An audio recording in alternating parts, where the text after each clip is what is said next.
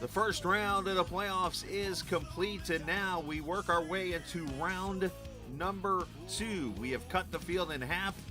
We have the same 5 races coming up, and it starts tonight. The race for the championship among the top 10 drivers, and we have thrown an interesting twist and turn into the first race of this round of 10 as we go to the Charlotte Roval. As we get ready for 60 laps of racing here at the Charlotte Motor Speedway, virtually on iRacing, Concord, North Carolina, the place. It is, as I mentioned, the first race of round 2, the round of 10, whatever you want to call it. And we get ready to rock and roll this evening. As I said, it is 78 degrees, 56% humidity, basically the iRacing default as we get ready to run this 2.24 mile Charlotte Roval. You see the infield part that's used, obviously a couple chicanes, the front straightaway, heartburn turn as they call turn 1, and all different looking nicknames and so on and so forth as we get ready to go racing. It is the North Carolina 811.org Cup Series for the Sim500 Cup side of things. As we welcome you in, I'm the captain, Chris Scala. Of course, Kevin England joins us. Let's show you on the map where we are located. Just to the north and east of the Charlotte area sits Charlotte Motor Speedway, Concord, North Carolina, right on the outskirts of the Queen City. It is a track that was built back in 1961, has hosted races ever since. And of course, as of about 5 years ago, they decided to turn the traditional 500-mile race here at the Speedway into a 400-kilometer road race, basically on the Roval. And that is where we sit here this evening. Now, Kevin, let's bring you in. Of course, we have got ourselves an interesting battle. Everybody starts back at 0 when it comes to the battle for this championship. Obviously, there's one guy that is favored, and he's looking really good here tonight on the Roval. But anything can happen in this race. 60 laps tonight. What is going to be the key to get everybody off in a right foot into this race and getting through this race? Yeah, Chris, you say twist and shout, or twist and turns. I say twist and shout. I'll tell you, these guys, some of them love and hate this racetrack. Really, the key thing is just keep it on the racetrack. Yeah. With all these turns, with all these blue curvings and turtles. It's a complicated mess. All you have to do is miss one turn and you could plant yourself in the wall, especially over there in turn number 1.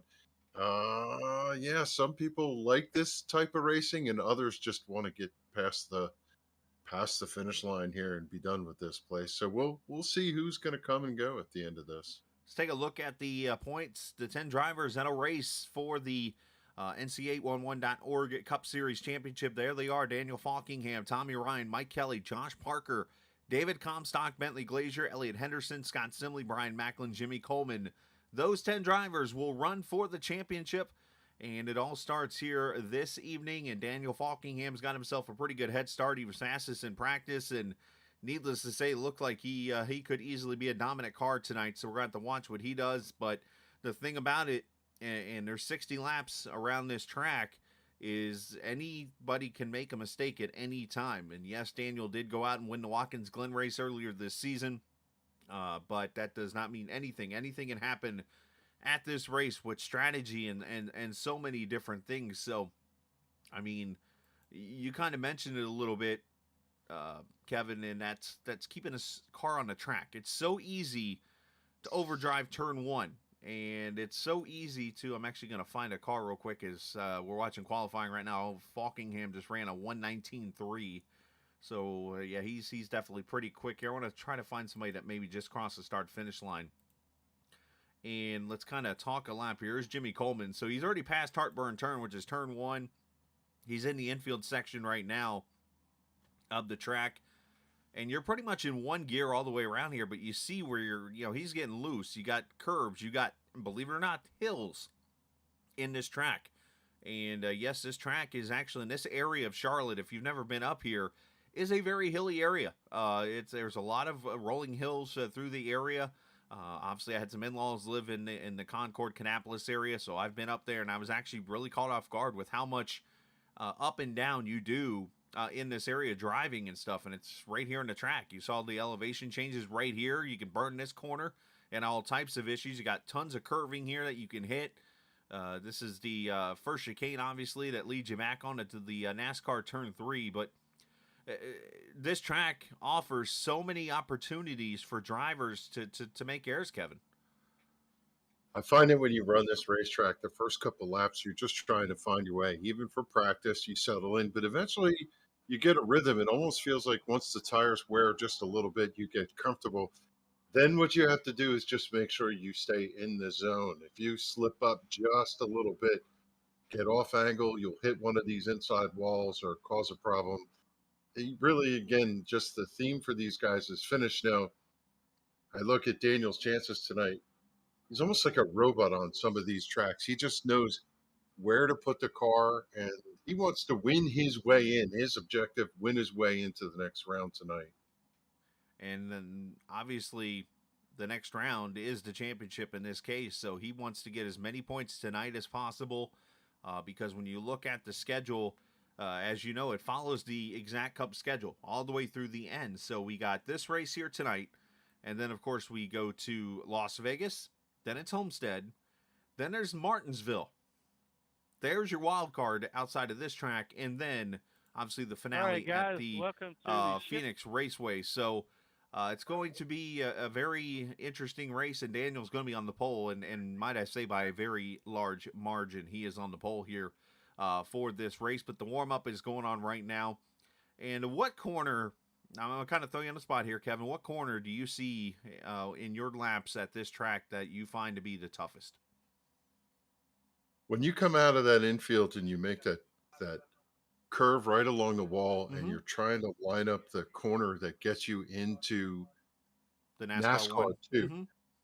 Yeah, NASCAR 1 and 2. It just you either hit that right and float the car, you almost have to drift through the corner and let it float in there. And if you miss it, you're in the grass. It's super tricky to get through that corner down there. And that's a fair point. And one corner I look at, obviously every corner I think on here is tough.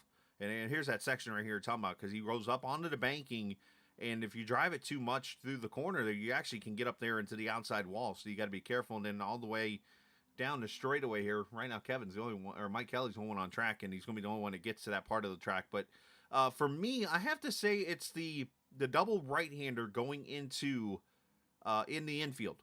And the reason why I say that is I'm one of those guys when I drive a road course, and by the way, me driving road courses is not pretty to watch. Yes, I do sometimes run endurance races and things like that. But me in like one of these cars trying to run a race is not pretty. But that double right-hander, if you're braking, because you can almost roll through that first part and then you brake for the second part. If you roll through and you're in the middle of turning as you hit the brake, the car can get sideways. Because you're already turning the wheel and the car wants to kind of dart around at that moment. So that section there I kind of find to be the toughest. We'll talk about it though. It's all tough, and it's all going to be interesting here as we take a look at the starting lineup for this race. Again, the car numbers in green. Those 10 drivers are in the playoffs tonight. Unfortunately, a little bit smaller field, but still going to be a competitive one with Daniel Faulkingham and David Comstock there in row 1. Byron Daly, Josh Parker, they will take row number 2. Tommy Ryan, Jimmy Coleman, they are on row number 3. Row 4 is Brian Macklin and Justin Mons, and Bentley Glazier. Elliott Henderson will take row number 5. Mike Kelly going to start in that 11th spot. Scott Simley, his teammate, to the outside. Then it's Glenn Campbell and Tyler Dalton making up the next row, starting 14th. 15th starting spot for Ron Hollifield. Last car to take time. He's followed by Doug Sigmund, Randy Yoke of Scott Central, Andrew Tift, Joey Jatina, and then Brian Wertman starting shotgun on the field. 21st tonight for Brian on the grid. Looks like Sigmund actually is going to start in the pits. I see the pit time down there at the bottom of the board, so he looks like we'll be starting this race on pit road. Let's bring up Daniel here and have a quick word with him here. He is our pole sitter, of course, our call before you dig pole sitter for the evening race. Congratulations to him on winning that. Of course, know what's below before you dig. Dial 811 in the state you are in. Of course, North Carolina being the sponsor of this race. And what do you know? We're in Charlotte, North Carolina. And if you're watching in Rochester, yes, it's Charlotte, not Charlotte, like the town north of you. But that's a little inside joke there. So let's get Daniel real quickly here as they work their way through this infield and bring him up here and talk to him here really quickly. We're in the Monday channel tonight. Daniel, got a copy, buddy? What's up? All right, man. So, yeah, you're coming to the green, so we'll make this short and sweet. Obviously, you look like the car to beat. Comstock looks pretty good at the same time. When you go into a race like this, knowing that you might be the car to beat in this case, how do you keep your mindset focused to where you don't make a mistake?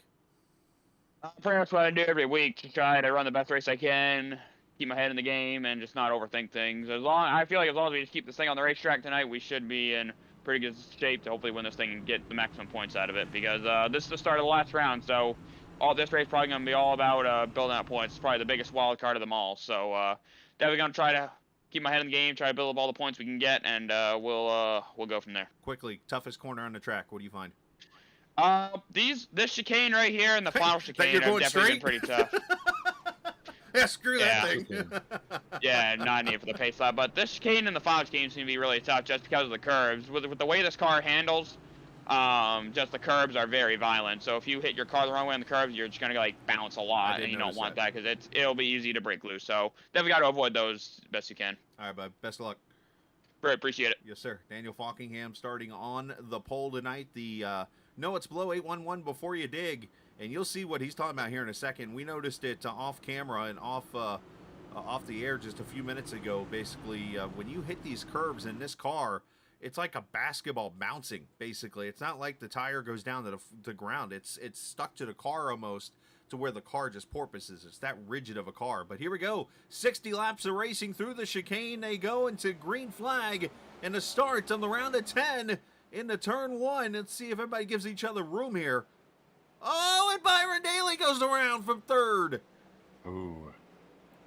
He's sitting there in the middle of the racetrack. Everybody is clear that he's around, and around him, he's going to have to scoot and see if he can get himself back up. He's got a fast car, so we'll see whether he can recover from that. But that's certainly not how he wants to start his night. Not the way at all. And, of course, our cameras tonight presented by TrackCams22.com. You can see them on Facebook or on the iRacing forums, and, of course, on the website at TrackCams22.com. So basically, Byron gives himself an EOL there on lap 1, turn 1. And as they continue on through NASCAR 1 out of the infield section of the track and up to 5th gear, here they go to the back straightaway into the first chicane. Speeds up to about, 150, 160 mile an hour right there, I would say. Yeah, and you're looking at those markers on the right-hand side, just hitting those shift gears as we see one car around. Josh Parker. There. Who was that? It was the Josh Parker, number 81, has backed it into the fence. Parker, one of the playoff drivers here. So there's the first playoff driver in the round of 10 to go around. So Parker in that Ford Performance car having issues here at the start of this race. As you see them complete lap number 1, Daniel Faulkingham, Comstock, Tommy Ryan, Brian Macklin, Jimmy Coleman, your top 5. Let's go look real quickly at the Spinneronis these couple cars did. It all starts at the Byron Daly turn 1 here. This is one of those you wonder if he had too much wheel coming out of the corner and he just goosed it too much with the colder tires. Because you see him, he's trying to get the inside of Comstock here, maybe trying to grab position. The thing just goes on around there. Yeah, just too tight of an apex for the right rear tire, and it just couldn't hold him, and around he went. So there's that. And Josh Parker, see what happens to the Ford Performance Ford. He works his way up top gear here. You see those blue signs from this view. That's what Kevin just referenced, your brake markers, if you will. Gets the first curve, the second curve, and you know what's going on there. You see the car bouncing? He probably gets on the gas too hard and didn't have traction of all 4 tires, and it basically spun the car around. That's one of those you kind of got to let the car set itself and roll back to the throttle. Yeah, when the car gets up in the air, it's basically leaning on that left rear, and if you try to stand on it, it's just not enough grip on cold tires too. Again, first lap, so no surprise to see him snap around there. So Daniel, 1.8 second lead over Comstock, Tommy Ryan, Brian Macklin, As I mentioned, Bentley Glazier in your top 5, and here is the battle for that 5th position. Coleman, Glazier, and Justin Mons, one of the disappointed drivers who did not make the playoffs. This is that section right here, because you go through that corner almost wide open there, and then you brake to make that right-hand corner, and the car can get a little free on you. Not to mention here, you're going off camber almost, up a hill. Blind corner. This is a very blind corner right here. This is the corner that you could argue Kyle Larson lost the championship in this season. Your car floats left going through the first corner, and then you have to swing it to the right. And if you almost have to have an egg underneath the pedal there as you cruise through. As we see Mike Kelly right in the back of that shot has joined this group. The 5 of them running kind of nose to tail, just following in everybody's tire tracks right now. And 5 cars under a blanket here, just being patient. 3 laps in already. They come to the second chicane.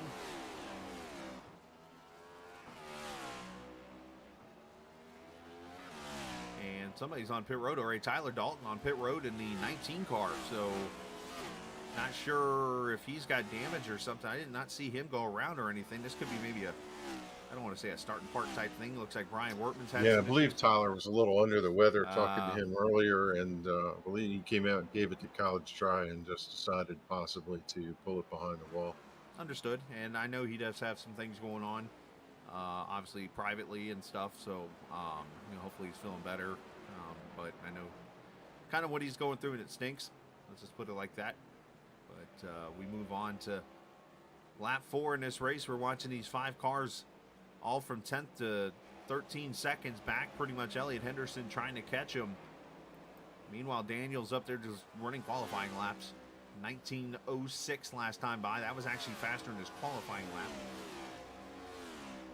That's part of different zip code for him. He's running a 1 minute 19 second, and everybody else is in the 120, 121 bracket. And we saw this in practice. The only car that matched his time, or the 2 cars, were the ones giving chase right now, which are Comstock and Rhine. The one thing that was interesting in the comments that he gave us pre-race, whether or not somebody else gets into trouble with him coming through, that is a concern that he has to be aware of. And that is true, and likely in this race, because there's no competition caution or anything. Sometimes you'll see in one of our other series, you'll see a comp caution at a certain point in this race. No, there's not one tonight. So they're straight racing at this point. And so eventually there's going to come a point where Daniel's going to catch lap traffic. And I think at that point he's got to either back himself down and let the cars kind of run their own pace, or 2, hope that these cars just kind of give him the space that he needs to get out there and go from there. But either way, it's going to be an interesting challenge as we ride on board Jimmy Coleman here.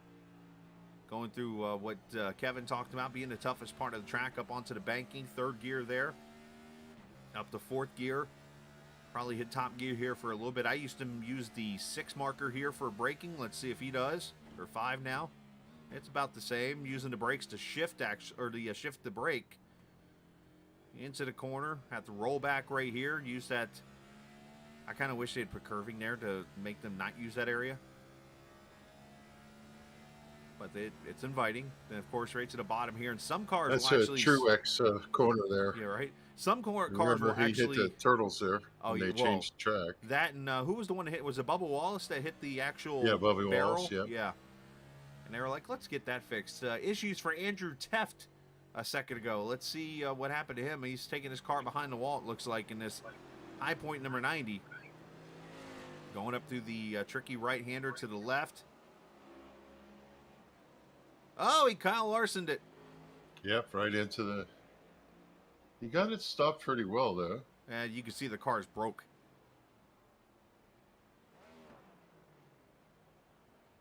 Obviously broke a tie rod, it looks like, on that car, just like Larson did in the actual race. So, unfortunate there for Teft. Now, here's Daniel. He's, I'm trying to remember the other county in that area. I know Mecklenburg is like the county that mostly covers Charlotte, but there's another county right there, and I can't remember it. But that's basically where he is. He's 3 counties away. Yeah, he's up in Hickory.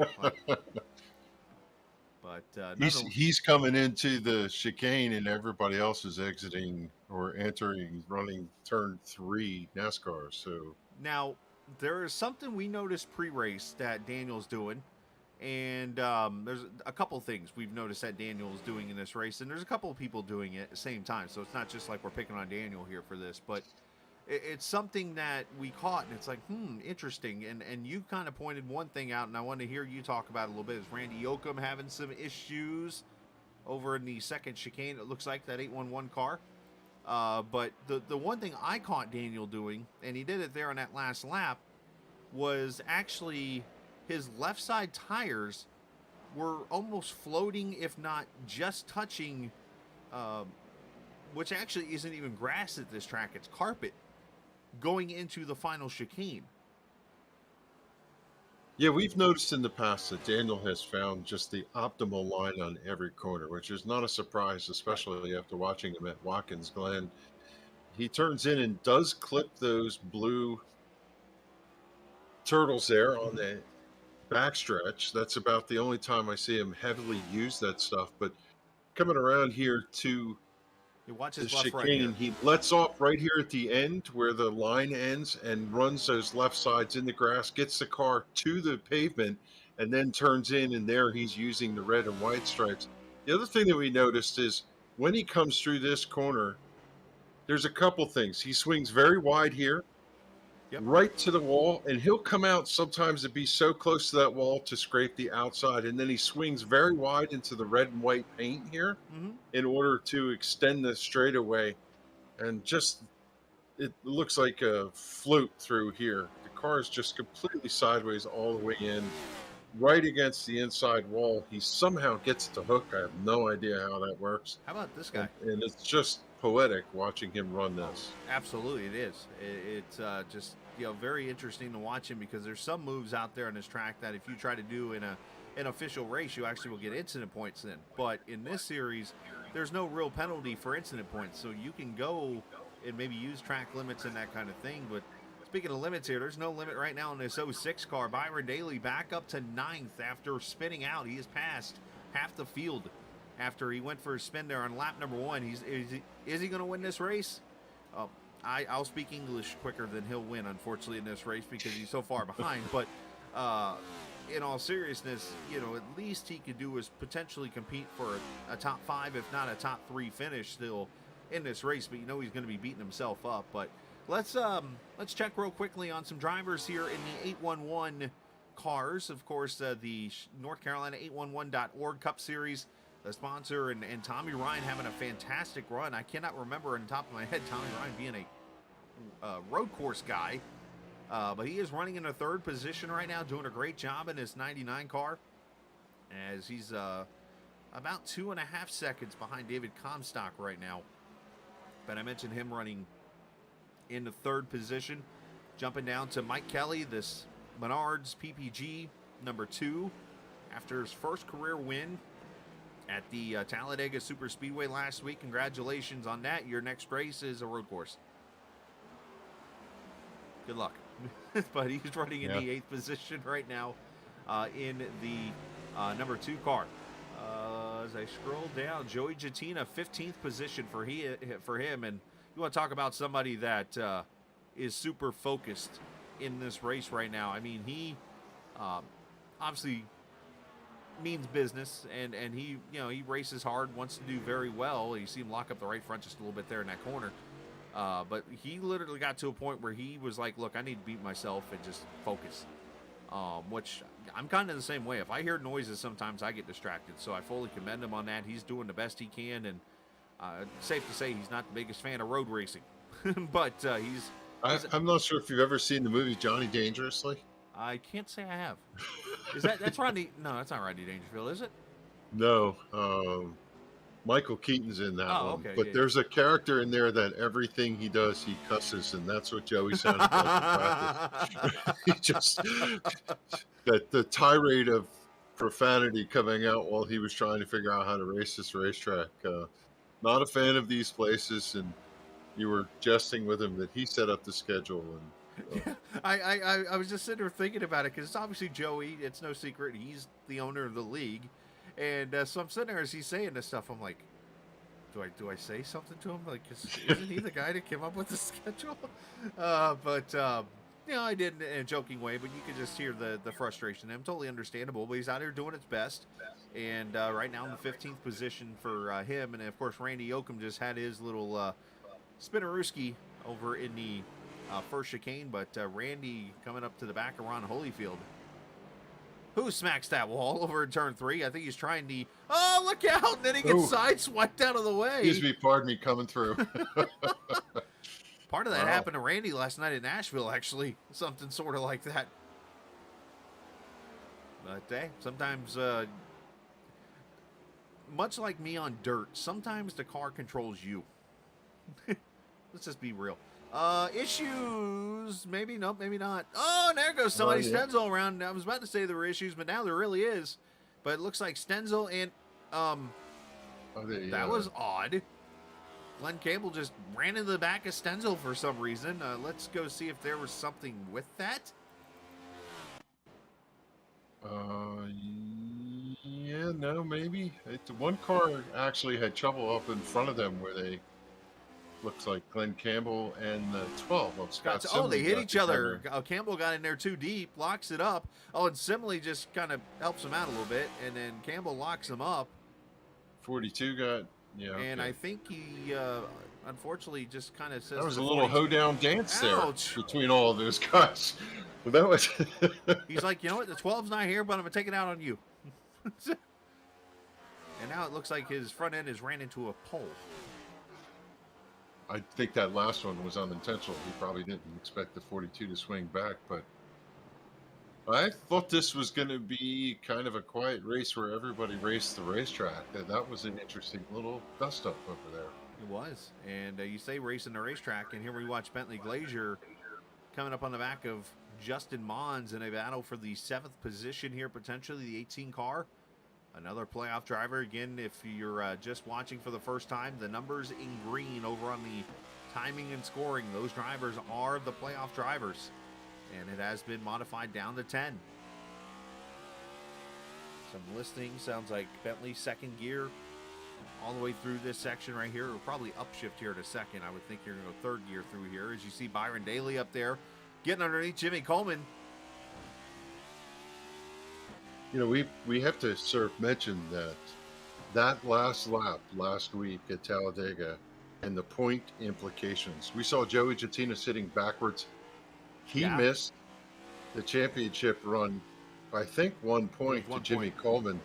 And had he made it through that, he would have been fine. But unfortunately, he's the one that came to rest over there. And, you know, they work so hard. It's almost disheartening to see the end come that way because it worked so hard all season long only to have it all go away there in a corner, and that's got to be frustrating. But here he's back here tonight. Mons will get a slowdown here. He overshot the bus stop. Unlike NASCAR and iRacing, they actually have a timer that kind of does a calculation of how much time you'll gain at a certain section of the track, and they actually give you what they call a slowdown. And there's little tricks you can do to get through the slowdown and still be at speed. So we'll see if Justin got one, and if so, how much it was. It looks like he's kind of holding speed here. But, yeah, you mentioned the Talladega thing. And one thing, it's easy for me to say it here, but as a driver, like, I have to kind of tell myself shut up because I'm kind of being,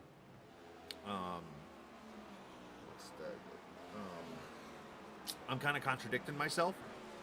And the reason why I say this is because I can easily say there are plenty of factors in the race of those 5 races that Joey had other issues in that you could argue also kept him from the championship, or from the top 10. It wasn't just a spin on the last lap of Talladega.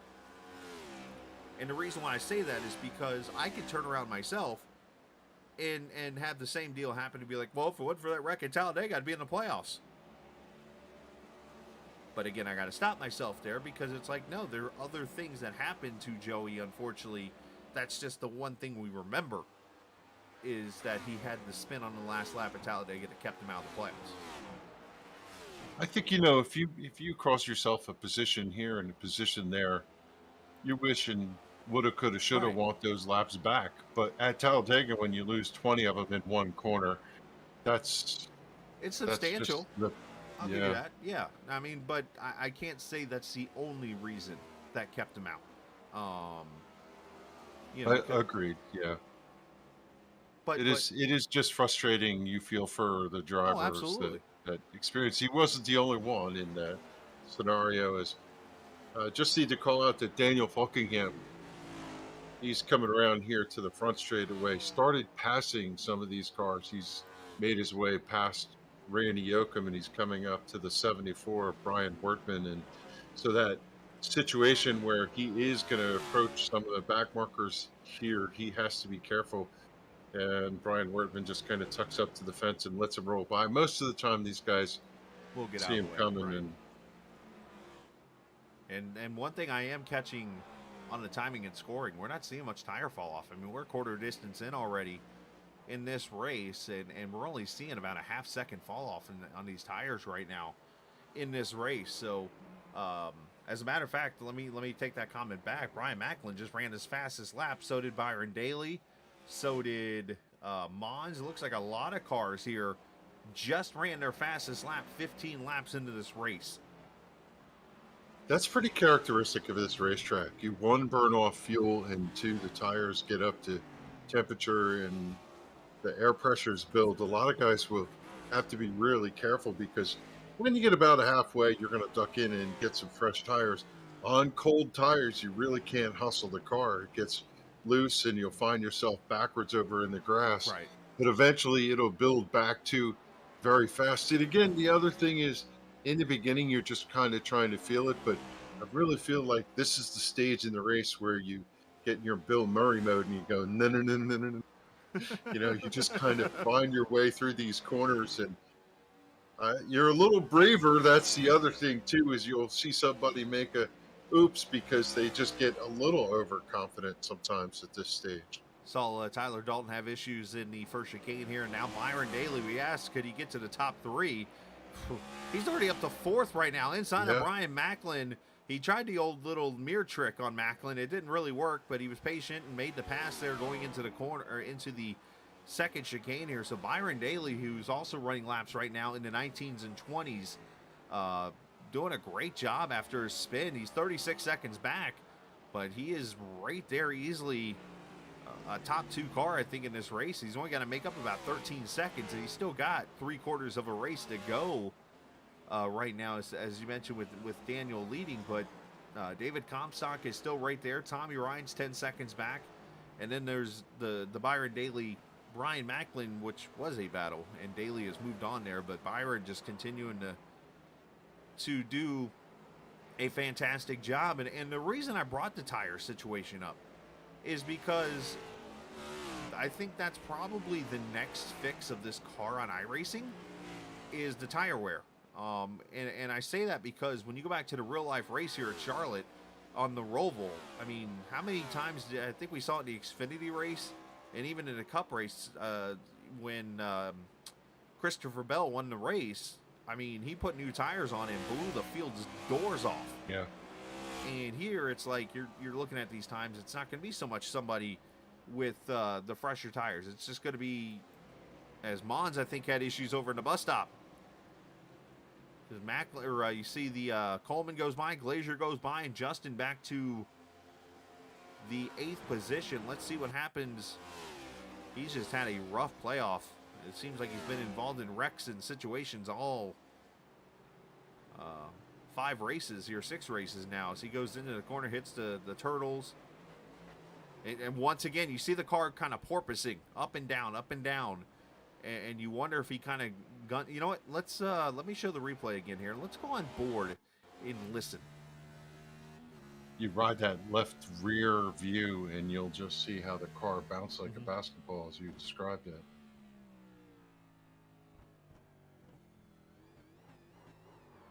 So you hear the revs, the spinning tires. It's because basically you've got the right rear tire. You know what? Luckily, this isn't one of those sims where you can snap an axle, because that's well, then again, it is, I keep forgetting, it is an independent suspension now. It's not like the old car where you could probably snap an axle doing something like that. You mentioned the left rear. Let's. Oh, you know what? My cameras are different. See if I can get us. You find that when he rolls through that here, corner, maybe. he clipped the first turtle and then cut it a little short, clipped it here, and you could just hear boom, boom, boom, and then the car lost traction. If you're down on the contact patch, it'll hold, but when the tire is bouncing, when it comes up, it just frees it up and the car is able to yaw. Think of it as think of it going on if you're driving down a dirt road and it hasn't rained in a very long time on it, you'll notice that it kind of gets into a rumble strip type feel. Yeah, washboard. Washboard, there you go. And so when you go over that washboard, try to gun it in your car, and you'll spin the tires because it's the contact patch, as you mentioned, of the car is not fully gripping the road because there's parts of that road that's not. It's not a smooth, I guess, road, if you will. So there's nothing there consistently patching the whole time. So the car's just spinning. And that's kind of like what the car is doing because it's got such a rigid, you see Holyfield getting passed here by Mons, it's got such a rigid suspension in it that the car pretty much, the wheel is almost locked, if you will, into the wheel well. So when the car goes over a bump like this coming up, the tire doesn't drop down back to the road. It sits with the car the whole time and comes back down. And that's one thing I've had a hard time adjusting to this car with. I'll tell you, this fight for 6th, 7th, 8th just won't go away. Coleman holds 6. He's being chased by Glazer. And Mons, to your point, after his little slip, is right there with him. The three of them relatively close to each other on the racetrack. And if any one of them slips, the other is going to be able to take advantage of that. Yeah, Brian Wortman onto pit road. So, yeah, we're watching this battle here. And then there's actually another battle coming up behind this battle. Let's jump to it because they're going to go side by side right now. A couple of Fords, Mike Kelly and Josh Parker. And Parker just goes on around them. So I think Mike just kind of gave him the position, which you'll see a lot of that on iRacing on a road course, especially in series that aren't familiar with this kind of racing. You'll see a lot of these cars just kind of pull over, especially the ones that are in the whole keep it on track strategy. They'll just say, you're faster, go on. You watch your relatives and you watch your rearview mirror, you see somebody get bigger, bigger, bigger. There's no reason to contest that. Really what happens, you end up running side by side or paying attention to them and it slows your lap times down. You're almost better off letting them go and following them through some of the course to see if you could figure out where they're making time. Find out that maybe you're taking a corner a little too shallow or not giving enough speed going into a corner by following somebody in front of you. You could really tell when they go away from you and come back to you in a corner where they're making speed, and then you realize you need to work on that part of the racetrack. And a majority of the time, I know this is the way it is with me, and I want to say it's probably the same for a lot of drivers. Randy Yoakum having some issues, it looks like, over the infield section, but basically for me, I will argue easily that the section people gain on me in is on entry of the corner. Because I'm one of those, especially on a road course, I like to break in a straight line. So when you get to a corner, I might find a mark that looks comfortable for me, but you might be able to drive in a whole car length deeper and smoke my doors going into a corner. And I'm used to that, and I'm okay with that because that's just the way it is for me. And I think it's like that for others too. As Scott Simley's having some issues, looks like over at Heartburn Turn. And did he enjoy his touch? But I know the right front's broken on that 12. Yeah, he just banged the wall pretty hard over there. Yeah, that right front's locked up. That thing's broke. But no, going back to basically, long story short, on entry of the corners where it seems like I always get smoked. Yeah, that right front tire is not turning for Simley. He just missed the corner. He's out in the grass. Hold on, Scotty. Sometimes they come through here and clean those cones out, and they end up out in the racetrack. This is a terrible situation for a driver when you're nursing the car around and you're already so far away. You're trying to just stay out of the way because you know other cars are coming. And if I'm here, I'm just going straight through the bus stop.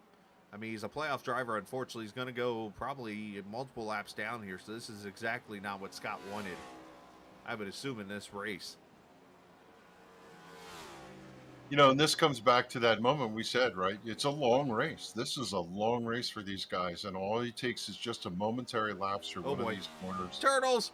Oh, Turtles! oh, Oh, no! oh, And he hits Byron Daly!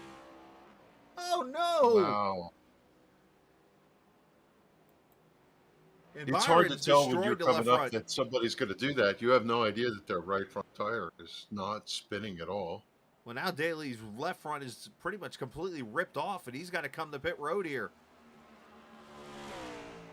2-for-1 special here. What a frustration for Daly after he'd made up all that ground. I mean, I understand Scott trying to get through there, so I'm not like totally.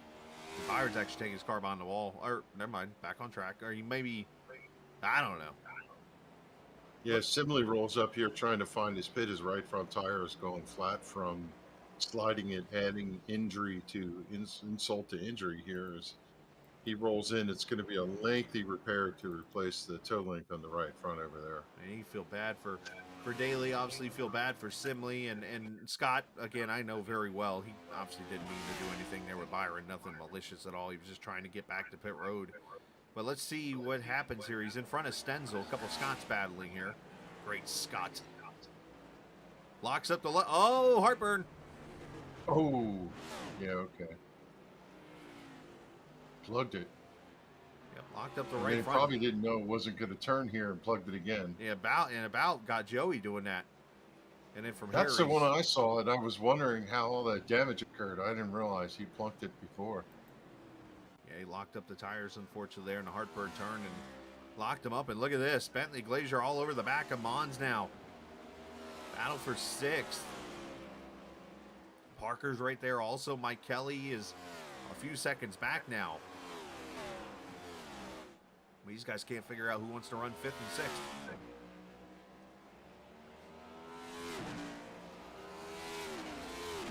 Meanwhile, in the 39 camp, still just on cruise control, Daniel Faulkingham is out to a significant lead and just continues to run 1 minute and 19 seconds. He has a 1:18 on the board as the best lap. He ran well, I think it was a 19 flat when it rounds up. I think it was probably an 18.9 on your board. Yeah, he ran that 2 laps ago and then ran a 19.08. There's your 18.9 that we just talked about. He just did that. So this just showed you the tires are not wearing at all in these cars. The fuel's getting lighter, and this is it's not a track thing. It's not a I guess I could say it's an iRacing thing because obviously it's part of iRacing, but it's more of a just eventually there's going to be an update, I'm sure, that'll put tire wear in these cars. But right now this tire on the next gen car just doesn't wear at all. I am really hoping that next year in the real world they're going to do something to take away downforce for these cars and make them drive terribly. I think the thing they have to do and to be honest, give them more horsepower. I think what they have to do now, and I think it's going to be a much bigger challenge to do, as you saw Parker go around Bentley Glazier. I think they have to take that diffuser off, because that diffuser is what is bringing a lot of the downforce to the car. Because when you look at it, the front of the car is in the air, but the air is going underneath the car, and the car is completely solid underneath now. It's no longer where like you can look underneath and see the undercarriage of the car. It's completely sealed off like an Indy car or an F1 car. And then all the air is going completely under that, straight to that diffuser, which is that little round M-looking box thing underneath the rear end of the car. And that's where all the downforce of this car comes in. You take that thing off, the downforce is gone. And I think that's the first step they need to do, is take that off the car. And they do that and obviously fix the safety part of the car. I mean, they made some real good strides this season in the racing, but I'm scared of what's going to happen here in a couple of weeks when they go to Martinsville. Because we saw the race in the spring there. Turn the car around.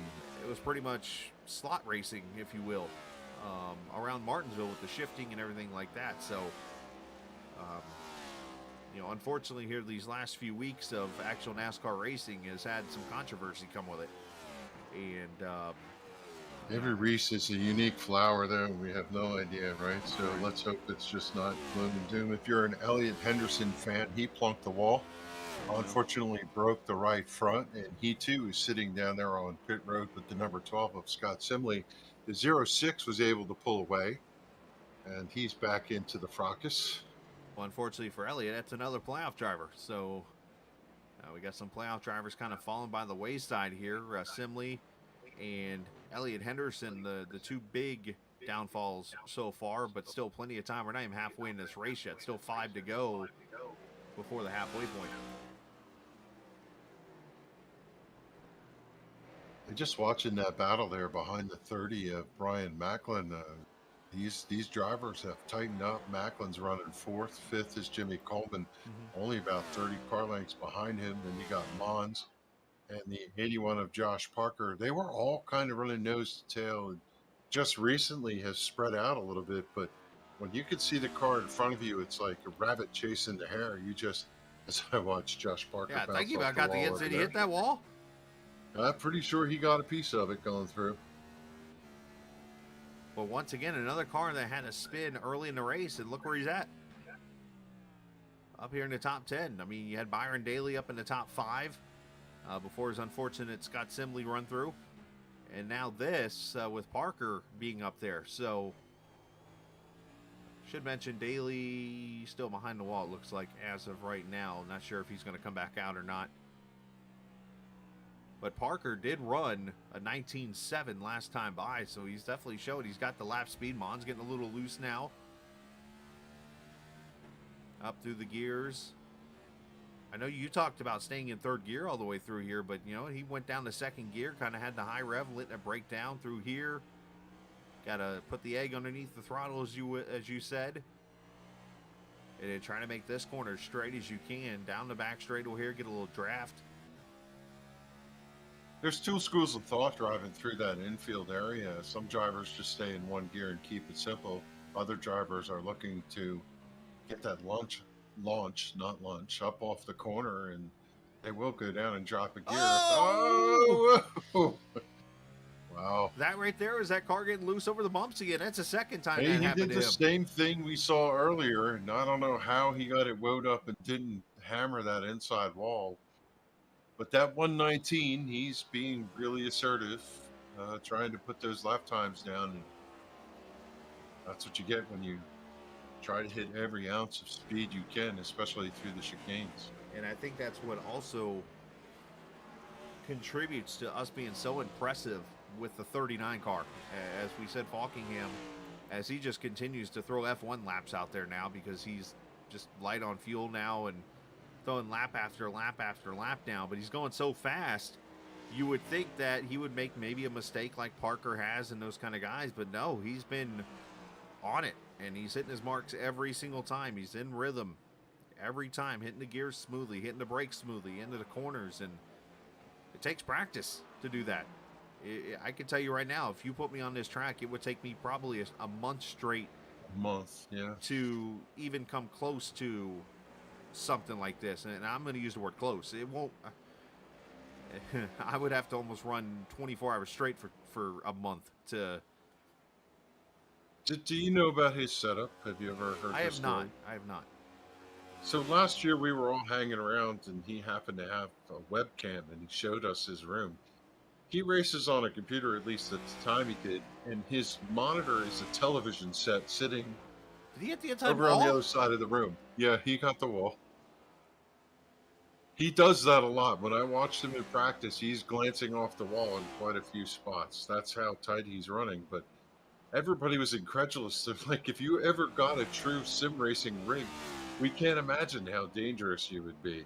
I don't know if he's still running that setup, but he physically is racing with a computer and sitting in a chair across from a TV that sits on the other side of the room. That's his monitor.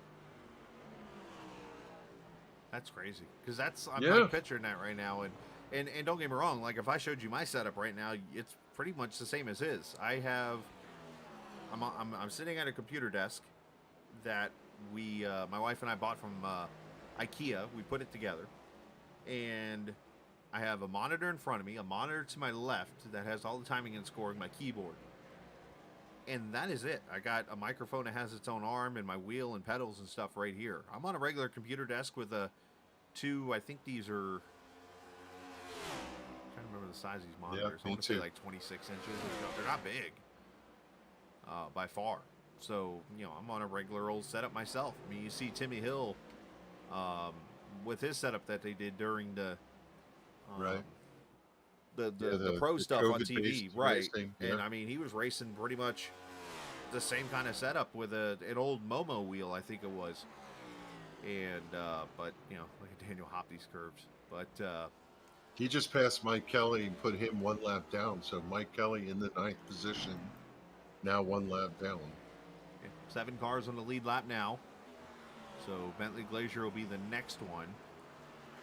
And everybody's kind of spread themselves out. And now it's just a matter of when everyone decides to go to pit road. You saw Parker did get past Mons, so now he's trying to catch Coleman, about 1.8, separating those two.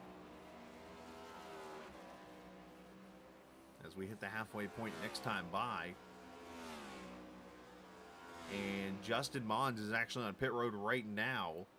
And I think he actually just jumped the pit road. See if I'm seeing this. I'll tell you the one fascination I have when He I did. watch guys, Comstock and some of these, how close they run in tolerances to some of these fences. And Daniel's just lapped all the way up to 9th place, and yet he still runs right on the ragged edge. And Right. it's just impressive. Oh, that's what happened to Mons. That's why he's behind the wall. He just ripped the right side off the car over in the look at that infield right section. rear. Unfortunate deal there is going to take him out of the race. So Mons once again having incident issues in the playoffs here. That gamer advantage Camaro. Watch here, he just goes over this blind curve, and This is where that car floats. And sometimes you just don't get it to turn for whatever reason. I mean, he broke You everything, can see including that the right fifth wheel. rear is shoved back. Yeah. I think the right front was broken also over there. Yeah, the front, the rear, the fifth wheel. I think everything was broke. Yeah, it's deceiving when you swing it back to the left. There's every once in a while you go, what? Right. That light as an air moment, and you just hope that eventually the car connects to the racetrack. And, well, every once in a while it doesn't. Look here. Battle for second is in front of us. Tommy Ryan has gotten to the back of David Comstock. In this Virginia 811 call before you dig car. Underneath the Bank of America tunnel through the bridge. In the infield section. Several cars right in front of them too, which, as much as that really doesn't bother you because you've got space to run, it becomes a distraction. You start watching the guy in front of you miss the line. Yeah, because you got to be careful of them to make a move or something to mess something up. Mike Kelly going to be on pit road here right halfway. Going to be the first to come to pit road on lap number 31. And since we're on a road course, I'll say this now. Daniel Faulkingham is running Sebastian Vettel, Michael Schumacher qualifying laps out here. If you're an F1 fan, you know what I'm talking about. If not, basically what I mean, or some might call them Red Bull laps, as another way to call them. Basically where you go out there and you run as fast as you can. The difference is on a Red Bull lap, it's like they pitch you with like 2 laps to go in the race just to go out there and get the fastest lap bonus point. Where Schumacher and those guys back in the day would run like their fastest lap setting up their pit stop. Which is what I think Daniel's about to do. Use whatever you got while you still got it. Right. Kind of thing. Joey Jettina on pit road running 10th right now. I would think he's probably So some of these guys who don't have the finesse, they are going to suffer from some tire wear. They're sliding the car, they're locking up the brake and such, and this is a welcome respite for them to get some fresh tires and get a chance to clean up their second half of the run and run some faster laps. As they come to pit road here, we'll keep an eye on that battle for second. But Josh Parker's in. You see Jettina back there getting tires and fuel in the 14 car. Kelly was in and out of the pits. Good stop for him. Looks like 15.7. So maybe getting some damage fixed on his part. 15.6 for Jettina. And look at this. Parker's going fuel only I have not seen that car lift up at all.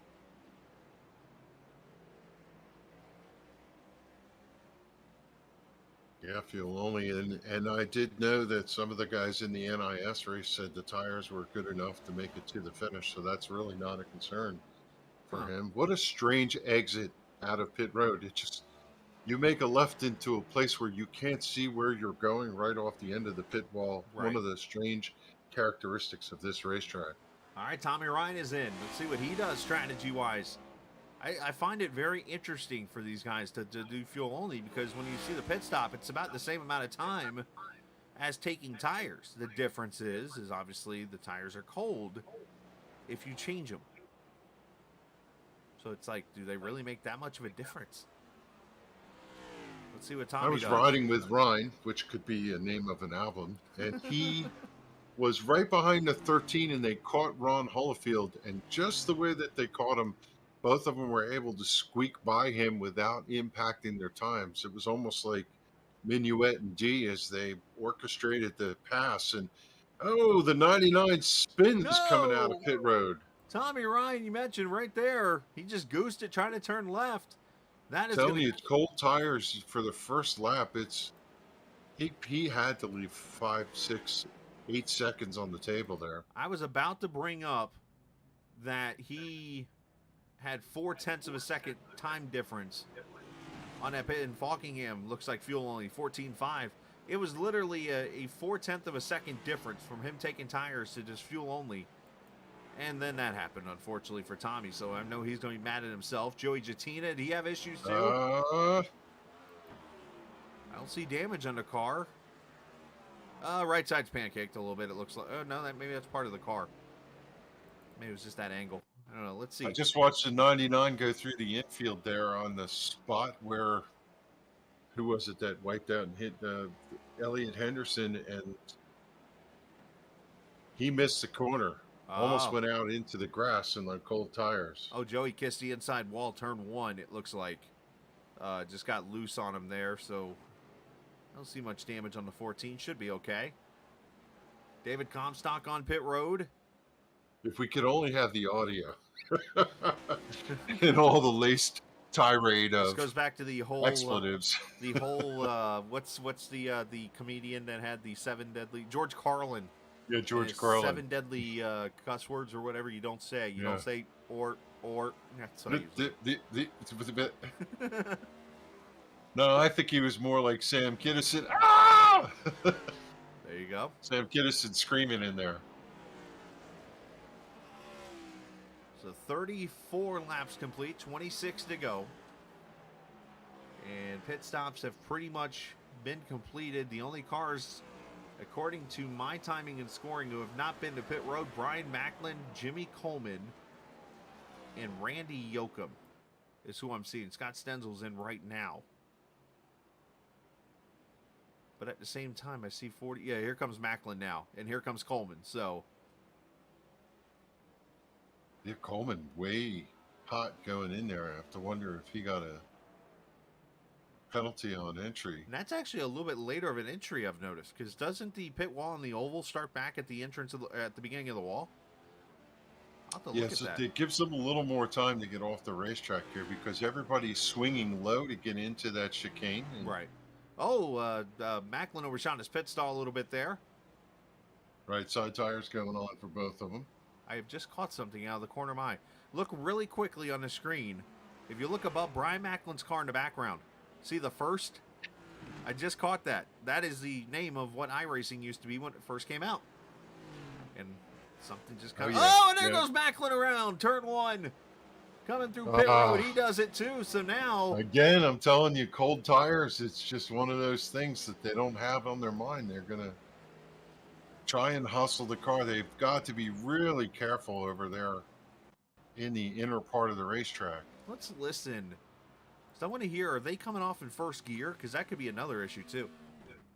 So they burn out. First gear right now. I'm sure they're staying first. Well, that's your other issue right there. Wow. Should stay. I would probably get to second gear there. If you go back and look, there is a huge bump right at the exit too when he's turning left. Yeah, If I remember we can look correctly, at it at again. the end of pit road. Well, I know there's the one at the exit of the actual pit road, which is the manhole cover. Now, a lot of people get confused because they're like, man, what's that bump down there when they get on the oval? 54 sideways, locks it up, Oh. saved it in the back chicane. Oh, he almost nosed it in. Yep, there is a See bump. that you little just bump talked about. there? Yep. And yeah, let's show the Coleman wreck now. Things happening around us. But yeah, the bump you see on the oval, a lot of people get it confused because you don't see the covers on the track here in iRacing. But if you go look at the actual track, in fact, I could pull it up on the Right oh here. yeah, you got the curve. Missed and, it. And wow, great somehow save. got the thing stopped. Apparently, he does not want to ask his doctor about whatever that was on the inside of that wall. Nurtec? Isn't Sorry, that I have the? to do Oh, that's my- Prevagen I'm thinking of. Anyways, I have to do my Cody Ware reference. nice job there, bud. Well done. So, all right, let's do this real quickly as the race continues on. Let's bring the speedway up on here, and let's see if we can zoom in enough to turn one. And if you look, really, they left really clean their mess up over here. Right. Okay, there's something right there. You can see that there's a manhole cover right there where my mouse is turning. I don't know if you can see that on the screen. But I believe there's something over here that when you come off of pit road, you hit it. And it might be that one right there, actually, that will create your car to spin on the track. And a lot of people don't realize that. And they're like, what did I just hit? Because the bump's pretty serious over there. And, If you go in the upper right-hand corner, though, and look oh, at the where round goes Macklin. Macklin Backs again. it into the wall. Hope he doesn't have a concussion. And spins around again. Oh. He didn't win the race. He's got to stop what he's doing there. Well, he shortened up the car. It might make it a little quicker. I mean, I'm telling you, you underestimate how cold tires. It really takes like 3-4 laps sometimes for them to come in. Which is so open wheel racing like, I guess so to say. You know, because you think of like F1, you think of IndyCar that has that kind of, you see Holyfield just spun it around over in turn one there. So look at this. We are now up to 2 cars on the lead lap in this race. But that doesn't belay what goes on here because there's so many little races within the race. Oh, I'm watching the 44 right now of Matter of fact, Glenn Campbell. yeah, He's just running passed 12th, Yoakum. chasing Randy Oh, Yoakum. Randy easy. They're on the same lap, and they're, well, they were a moment ago running nose to tail. Oh, What they're still happened there. to the 8? Yoakum's right there behind him. They're still fighting with each other here. They're Oh, in the okay. infield You of the got track. by him. You got by him when I looked away. It happens. Well, Randy, again, one of those Virginia 811 drivers. As a matter of fact, let's take a moment real quickly and let's step away for a second and let's hear from our presenting sponsor of the series. This is the North Carolina 811.org Cup Series on the Captain Esports Network. If recent storms have caused damage to your property, contact 811 before you begin your cleanup. Buried utilities around uprooted trees can make a bad situation worse if those lines are not located before digging. Electric, natural gas, and internet lines are everywhere, and knowing where they are is the safest way to start any digging project. Call North Carolina 811 by dialing 811 or by using single address ticket on NC811.org or the NC811 app. Away. All right, back we are here. Of course, always remember, call before you dig. I actually thought about these guys today a little bit. I was watching some phone people with 3 letters in their name. They were out working on some kind of cable stuff in a subdivision, and I couldn't help but think. I almost wanted to walk up to them and be like, did you guys call before you dug? Did you guys do any research here? But I was then thinking, I'm like, you know what, these guys are kind of professional. I would hope and would trust that they did. But needless to say, always call before you dig, and especially no matter where you are, and as with the cool down going on now here in the area, fall starting to kick in. I know Georgia tonight, north side here, we're expecting, well, first off, the wind picked up earlier today, so, you know, we got to worry about trees going down and things like that, which could play a role. And there's so many different factors that can play into any kind of cables and things like that, and especially with fiber optic and now and different items being underground. You always want to call before you dig, because you never know when you might cut a wire or cut a line or anything that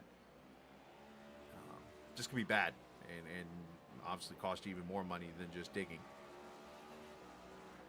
We took a ride from New Jersey down to Virginia and North Carolina this summer, and we were out in some of the most remote areas and canyons and whatever. And what we noticed there is, even in the remotest area, they had the lines run underneath for fiber optic.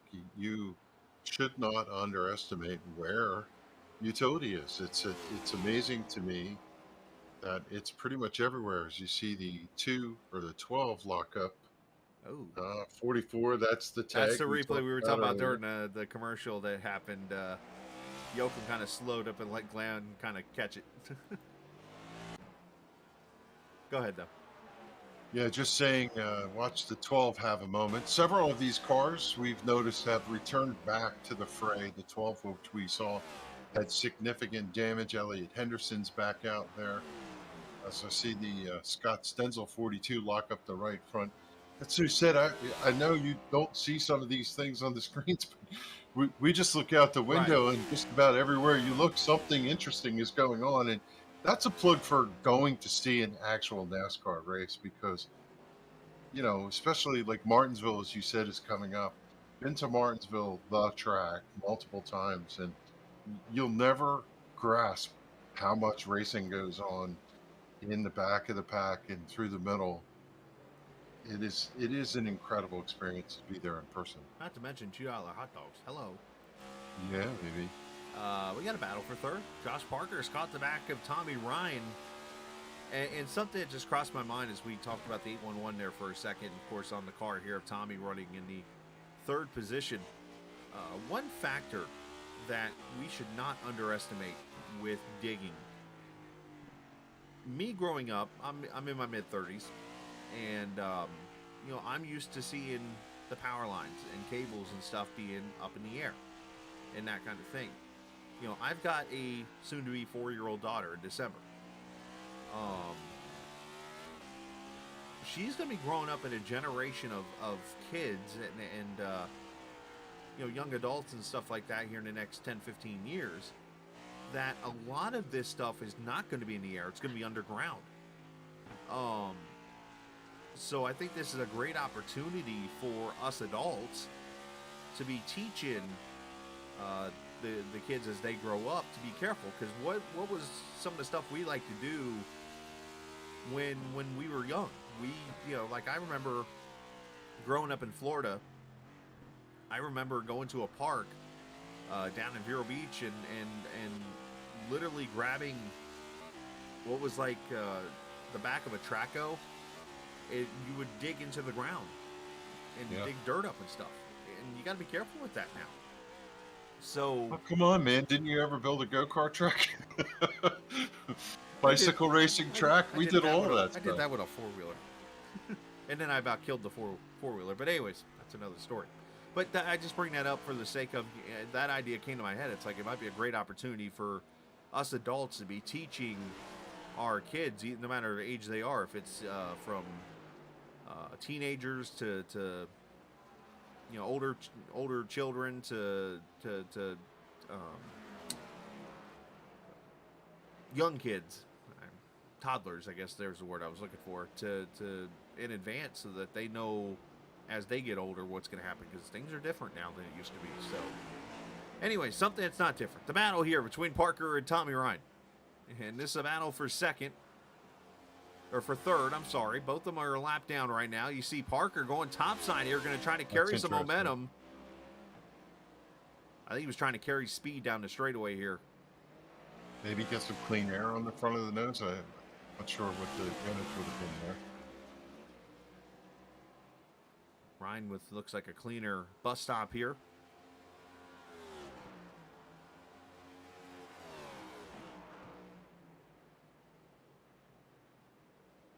Josh a little bit wider apex into the corner.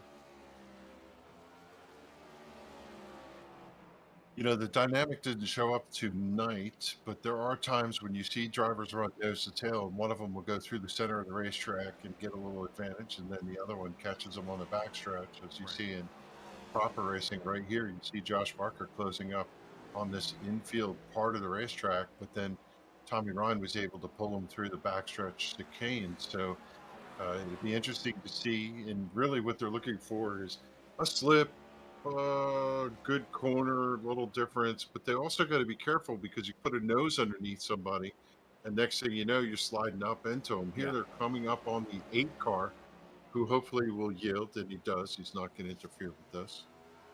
Yeah, great move on Randy's part here. But yeah, Josh going to try to carry the draft here down the straightaway. You wonder, obviously, Josh is being a little more aggressive to the throttle in that middle part of the track. And then Tommy here, obviously, with the higher speeds, works his You have way to up. remember, Yeah. Josh had his problem while we were in there, and he just kind of laid off a little bit. So again, the 99 faster through this part pulls out about 3 car lengths. Spotter tells him 2, half back, quarter, I wish our spotter did 1, right? But here he's going to tell him bumper. that. Door bumper clear. Yeah, certainly the 81 is faster, but unfortunately this is the most technical, difficult place to pass. You really can only get in if somebody puts a Tommy wheel got a off. real good corner there. Yeah, really hustle. This straightaway is where you make a lot of speed when you see these guys running the lap times, and there's so much trust running into that corner and floating the car and then just easing the car off right so you can get into the fence. Most of the drivers have attacked that part of the racetrack right there differently. Some of them swing it a little wider. Others, like Faulkingham, tries to knock the wall down every single time you come through there. Some have. Yeah, just the wall's not sticking out too far. He tries to push it back every single time they go through that. Hello, Kay. I appreciate you watching. Whoever said that, I appreciate the compliment. I just do the best I can, I guess. I apparently somebody has shared the word with Kay that I am one of the best broadcasters around. Ding, ding, ding. I will humbly take that as a flattering comment. So thank you, Stephen. Well, there's your first problem. You listen to Stephen Miles. Anyways, I kid. Obviously, Stephen's a good kid. I say kid. He's We should note a dynamic here that has just occurred. If you go into the car of David Comstock right now and look out his front windshield, yeah, that's Daniel Faulkingham out in front of him. He just Daniel got lapped. has lapped the He's entire left the field. Yes. Wow. He just eased around him as this lap goes through, and you could see already he's gotten 20 car lengths out. And Comstock is no slouch. He's just, if Daniel wasn't here, Comstock could be spanking the field. We'd be talking about the dominant run that he himself is having, and Daniel's just, as usual, in another zip code when it comes to road course racing. I'm throwing a suggestion out to Joey. I think you should throw a caution here in about 3 laps. Get everybody their lap back. Everybody gets tires or whatever, or not, their choice. And Daniel has to start on the back. He has to start in the back and go.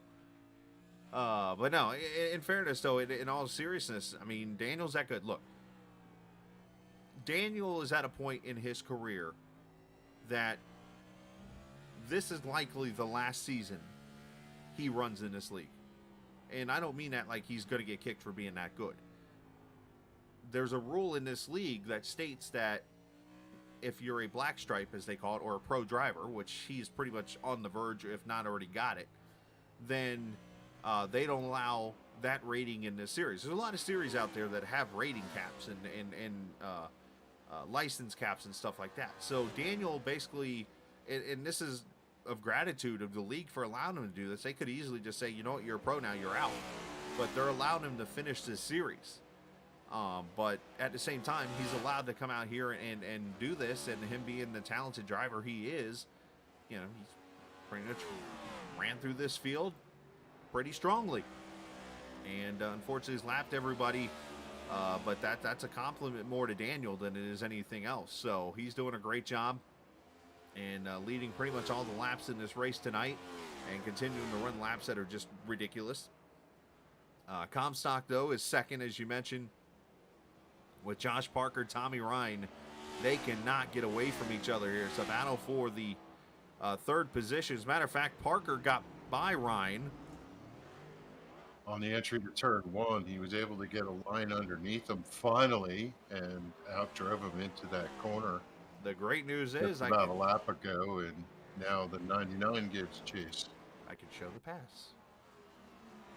You know, I think about the days when I raced. I'm going to age myself. Oh, boy. NASCAR 2003, and this guy came in and just did what Faulkingham did, and lo and behold, the name we all know in sim racing, it was Ray Afala. Ah, yes.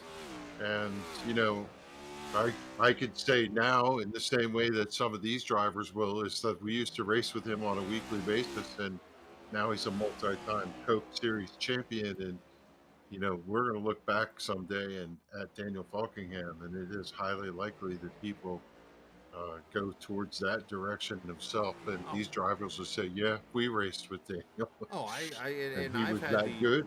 Right, and I've had the honor myself. I mean, I'm not one that brags about myself or anything like that. I'm not that kind of guy. I mean, I'm here to have fun and do whatever. But, you know, I've got a pretty good list right now of drivers that I've either raced against or, as you saw the pass here by Parker in the turn 1, as you talked about, have either raced against or called races for that are running right now in the Coke Series.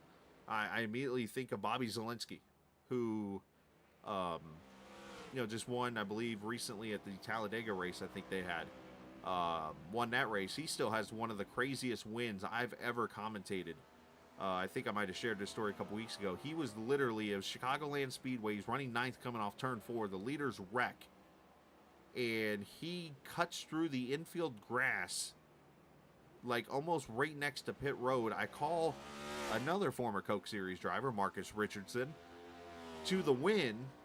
And I look down and his number changes to 2nd. And I'm like, wait a minute. It says Zielinski won. And I go back and look at the replay. And there's this car going across the infield grass winning the race because he missed the wreck.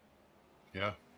And I'm like, what just happened? So, you know, Logan Clampett, another driver I've actually raced against plenty of times. And, you know, Femi Olot, one driver I've raced against.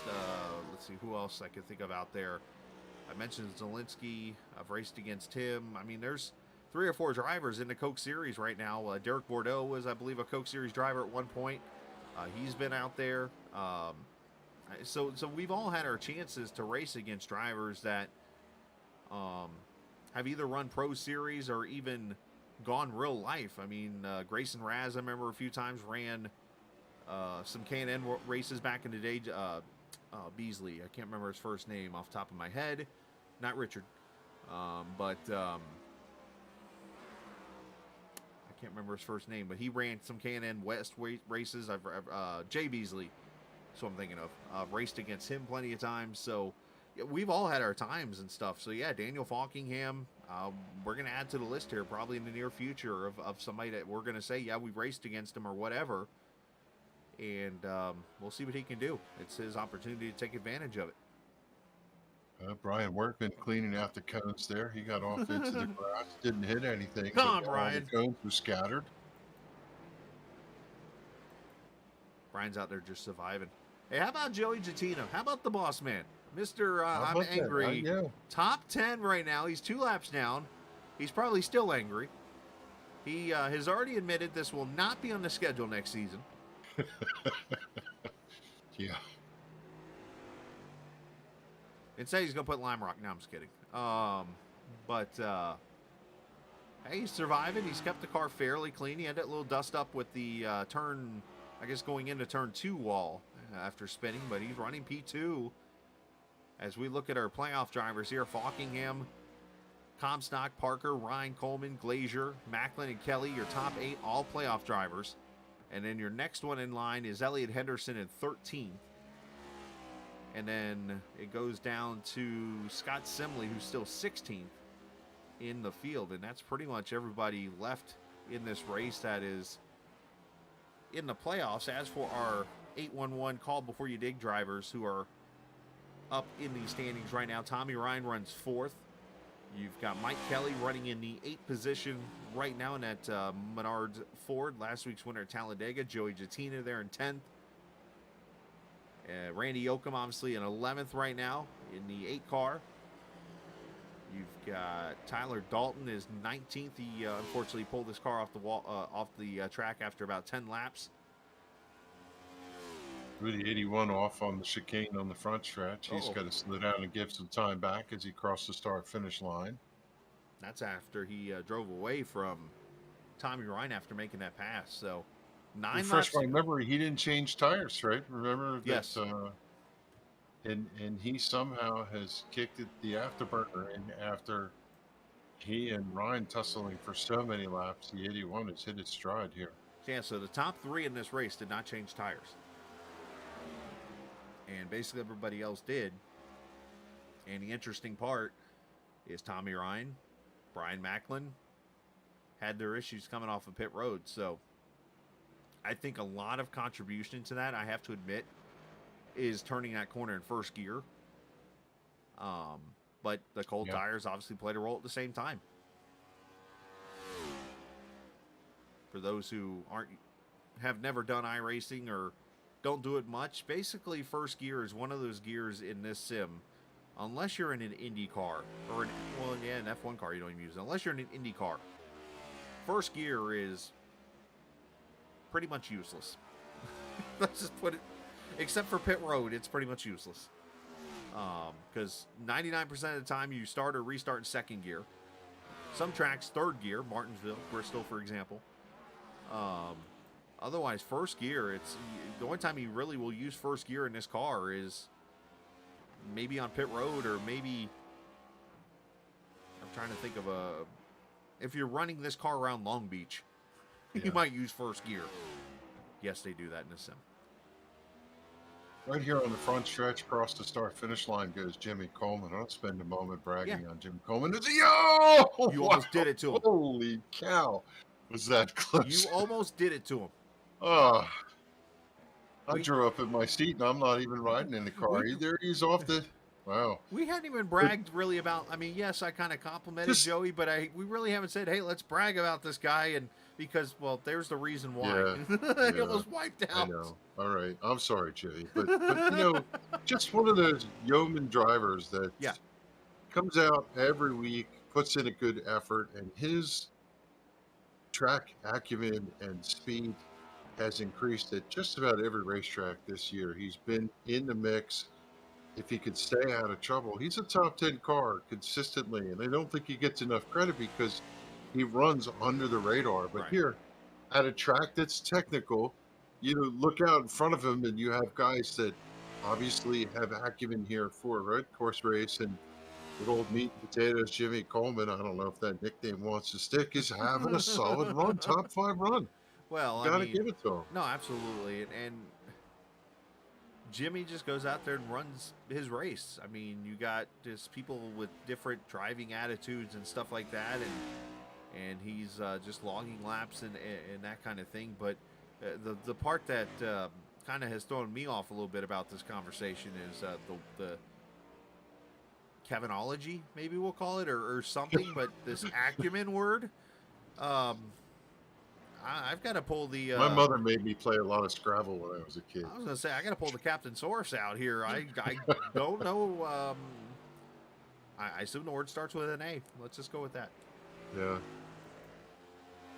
My twin brother makes a lot of fun of me because I do a beekeeping podcast, and sometimes the words I come out with, he has to get the dictionary out, and he teases me mercilessly, of course. That's what brothers do. But, you know, Jimmy Coleman, he puts in the effort, and, you know, he eked his way in here 10th in this round. But he's going to be a threat, you know, and a lot of drivers didn't know what to do with this race. And given a 5th place finish is where he's heading, that can only help him in this round. and it's going to put him in the mix when we get to the finish line at Martinsville. We have got a potential situation developing here for third. I say this because I watched 2 laps ago, Tommy Ryan was 2 seconds faster than Josh Parker. Last time by, he was a second faster than Josh Parker. So now this 99 car is all of a sudden, should we say the electric is building in the car? And has Paid the bill. Yes, it is waking up here, and now he is starting to put some pressure on this 81. Not sure if it's been just simple mistakes from Parker, or maybe the car's got damaged and is falling off. Unfortunately, as you kind of said earlier, when we're just broadcasting a race on camera, it's kind of hard to catch everything, so we're doing our best. But yeah, Parker unfortunately falling back into the clutches of this 99 car. I really feel tires make a difference on the long run. It may feel good for a little while, but I mean, they got to lose grip sometime. It is possible there's a tire differential here that could be leading to this. 55 laps on a set of tires right now for a lot of these guys. I mean, 2.24 miles, top of my head, that's over 130, 120 miles, I would say, or so on a set of tires. You can't discount the time behind the wheel here. No. Since we got started, it's Parker locked 10:25 up. p.m. Eastern. They've been racing for almost an hour and a half. That's a great point, Kevin. Is fall out of the focus. seat. I wouldn't even say falling out of the seat. I'm more of the. Excuse me. More of the. Not boring or anything like that, but more of the focus. You're out there running laps, and eventually you're sitting there and you're kind of settled in. It's like, all right, how many laps to go? 4 laps. And you start thinking about, haven't had dinner yet.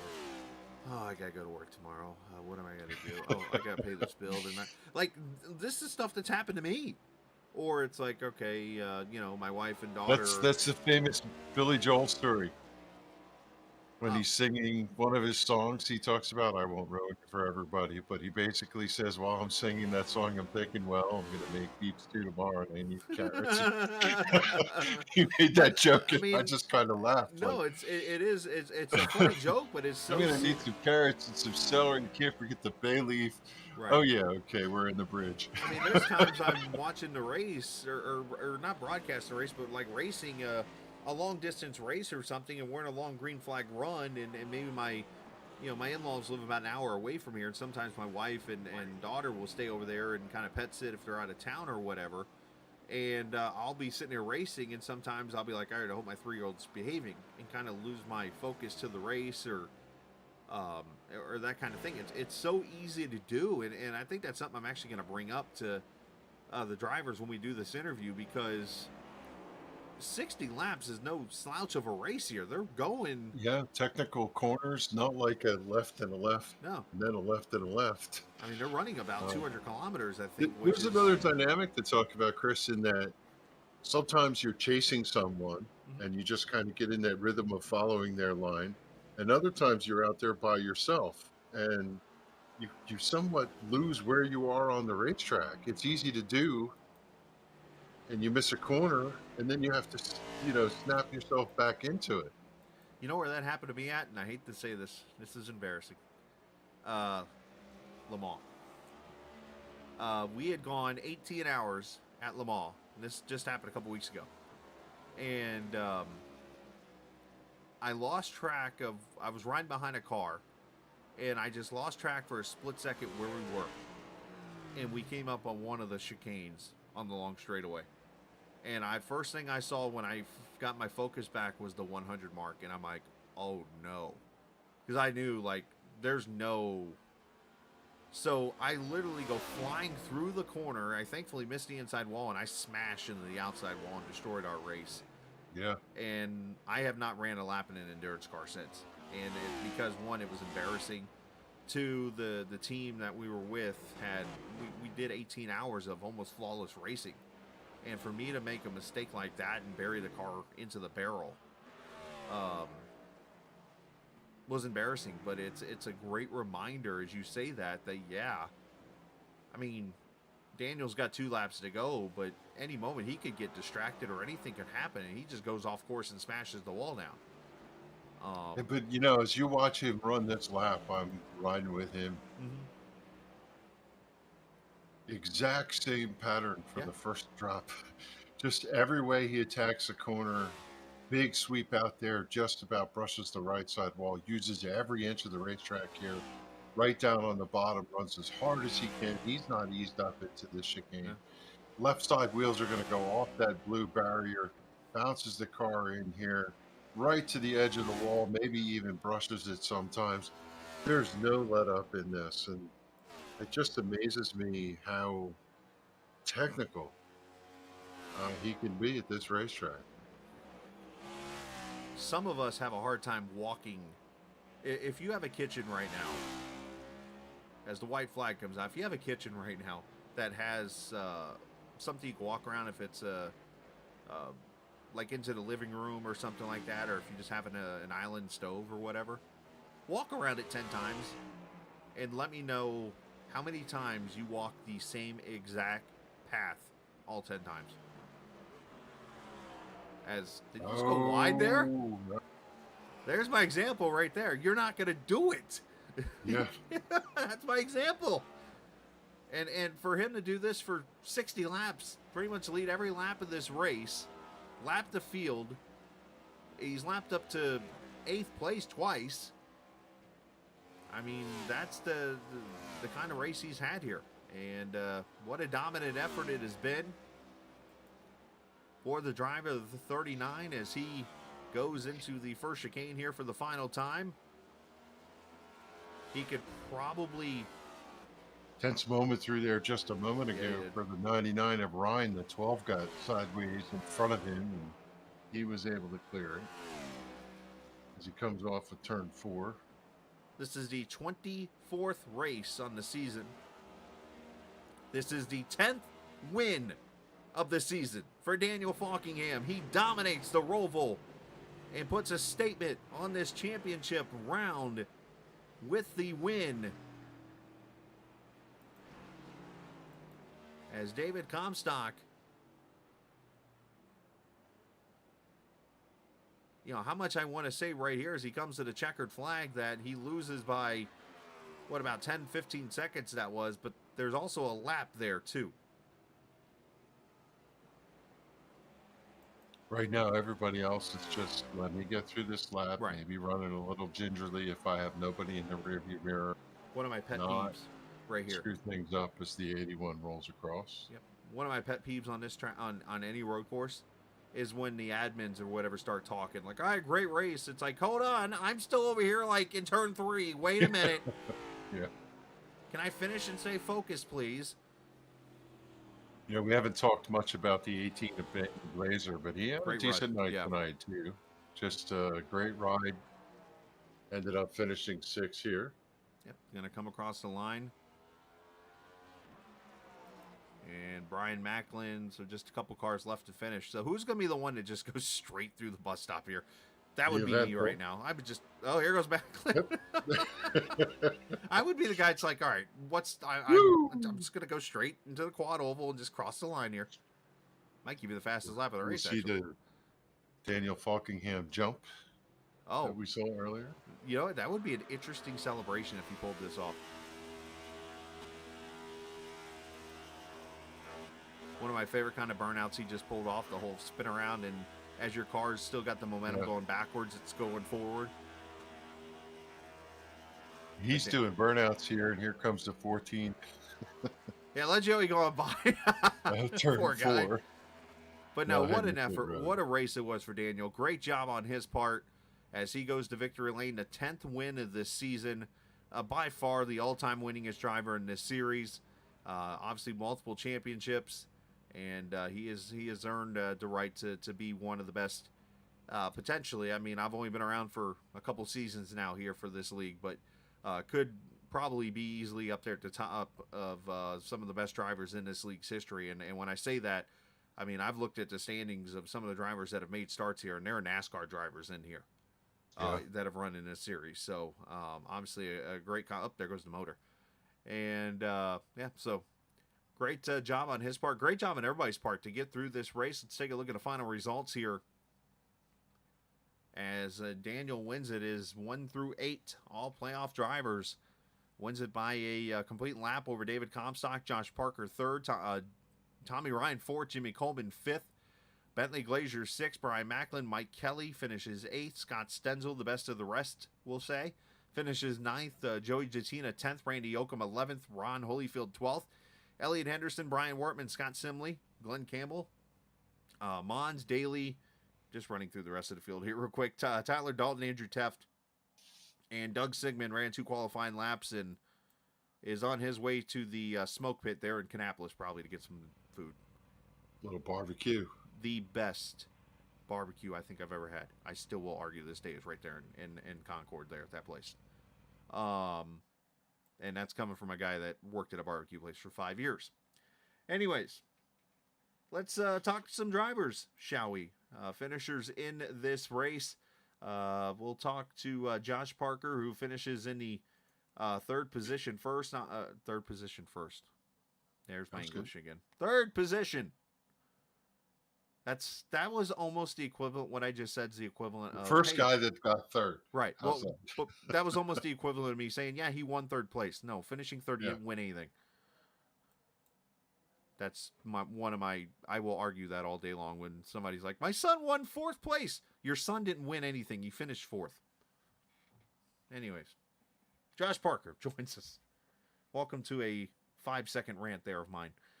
Third place finish for you in the 81 car this afternoon, but it did not start off oh so well for you. Talk about what happened over in the first chicane. It looked like just a simple, you got over the sausage or the curbs there, and just the car didn't gain traction with it kind of bouncing, and it spun it out. Yeah, I wasn't really pushing or trying. I mean, the whole goal was just to ride around for 60 laps to see where I ended up at the end. And I hit the curb, I think, with my right rear, and it just felt like a pogo stick. I was just telling Tommy, and kind of just jetted me around. I didn't really have any control, but yeah, I think I probably would have finished third anyway, so it really didn't matter. Well, it was still a great fight, though, because obviously 60 laps around this track, there's plenty of opportunities to make more mistakes, and yes, pretty much everybody did at one point in this race. So still a commendable job on your part. Talk about the racing out there. Obviously, you and Tommy had a good battle for a little bit. You had some great battles throughout that race. Yeah. To be honest, I like to start in the back every week, so I kind of ended up. I tried qualifying, but I started in the back anyway. So, well, so it really didn't really matter for me. So the first time I tried qualifying, and it still had fun. A lot of these guys who are in the final 10 here kind of gave me respect and let me go. So it wasn't really too much of battling. Everyone's pretty much on the same pace. Everyone's just driving around for an hour and a half until Dan wins the race. So we're all just here to waste time, honestly. So I'm not surprised by that, but at the same time, it's like you get out there and you got the guys in the top 10, and you're trying to do your best to get through this. Is this one of those races that turned into a, whatever I get is what I get. Let's just X this off the calendar and get back to Vegas? Yeah, I mean, for me, definitely. I think my worst finish for Vegas in the last 6 years is like second. So definitely, that's my train of thought. Dan's really good. It kind of hides itself on the mile and a half tracks where, people who are within his skill range could keep up. But when you come to, a road course like this, it's not fair. But luckily, there are only one of him, and there was like 19 of us. So it was still pretty fun. Yeah, absolutely.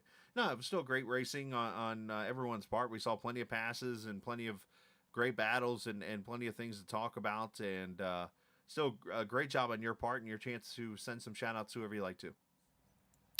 Yeah, shout out to Chad. He reached out to me for the race, telling me to try to go for a back-to-back championship. So I told him I would have to wreck Dan for that to happen. So I didn't do it tonight. I thought about it tonight. I was like, what's stopping? When he came to lap me, I was like, this is embarrassing. So I thought about just right hooking him, but Now we'll move on to Vegas, and I want to thank you guys for doing the broadcast, and everyone at Sim500. Absolutely, Team man. name, everyone at team name. Yes, you got to get that. Comstock, everybody, everyone over at team name. Get the team name reference out there. But no, great job. Also, classy move not to right hook Daniel. That would have actually made me and Kevin work a little bit more tonight. And but no, in all seriousness, great job, great finish, great points night, and we'll see you next week. Appreciate it. You too, buddy. Josh Parker finishing in the 3rd position. As he moves down, we're going to let Kevin have a word with David Comstock. They're actually down there talking, and I think they're actually sharing Monster Energy drinks right now. Yeah, we'll see if we can. Oh, he went bye-bye. I dropped him there by mistake, but now we find him. David Comstock up in the booth here for Captain Esports. 2nd place tonight. Such a quiet night for you. Tell me, how'd it go for you? Did you, other than, of course, Daniel just being Daniel, really solid night for you tonight on the road course? Yeah, despite being a lap down, not very often you can say that you get a podium, let alone 2nd. So, yeah, regardless, good points result here to start the 2nd half of this playoffs, leading out to Phoenix here in the next few weeks. Just trying to stay consistent. I tried to do what I could in that initial start to try to hang on Daniel's outside going into 1, but he's just too quick. Couldn't hang with him, and from there on out, it was just kind of just trying to run within my own pace, kind of racing the racetrack. Didn't want to make a mistake, get the car out of shape, spin it out. I once I had a gap, I tried. It was like after the pit stop we had midway through, I blew the backstretch chicane a couple times, hopped the turtles, and I'm like, okay, I need to get it back together and not ruin my race, because at this point I pretty much have enough gap where I have 2nd locked up, and so I was just trying more than I needed to. That was about the most excitement I had for my night there. Other than that, I was just trying to just log laps and just maintain with what I had, and not put a foot wrong any more than what I had already tried, and don't break a toe link, because these things are Yeah. super sensitive. Well, one question and one comment. The question is, do you guys, anybody, contemplate watching Daniel's tapes, right? Because we've done broadcasts and run this track and see the lines that he have. Sometimes I've seen the lines, and I've actually gone out and tried to practice them and just can't seem to find the finesse to do what he does. So that's the first question. The second one is, during the race, there's times when you're in and amongst other cars, and there's times when you're running by yourself. Concentration, there's not going to be any cautions. You're going to run for an hour plus 60 laps, a long way through a lot of turns here. Take us through the answer to the question, and then give us a sense of what it's like to race this racetrack under those conditions.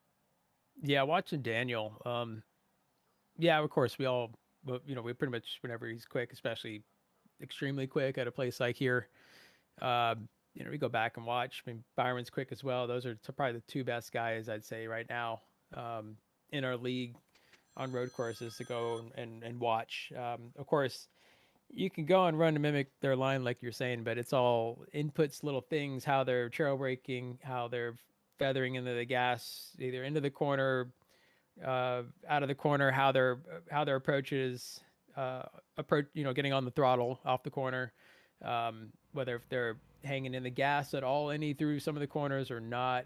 It's just all these little nuances that is what separates them from the rest of the field, the way Daniel did tonight. So,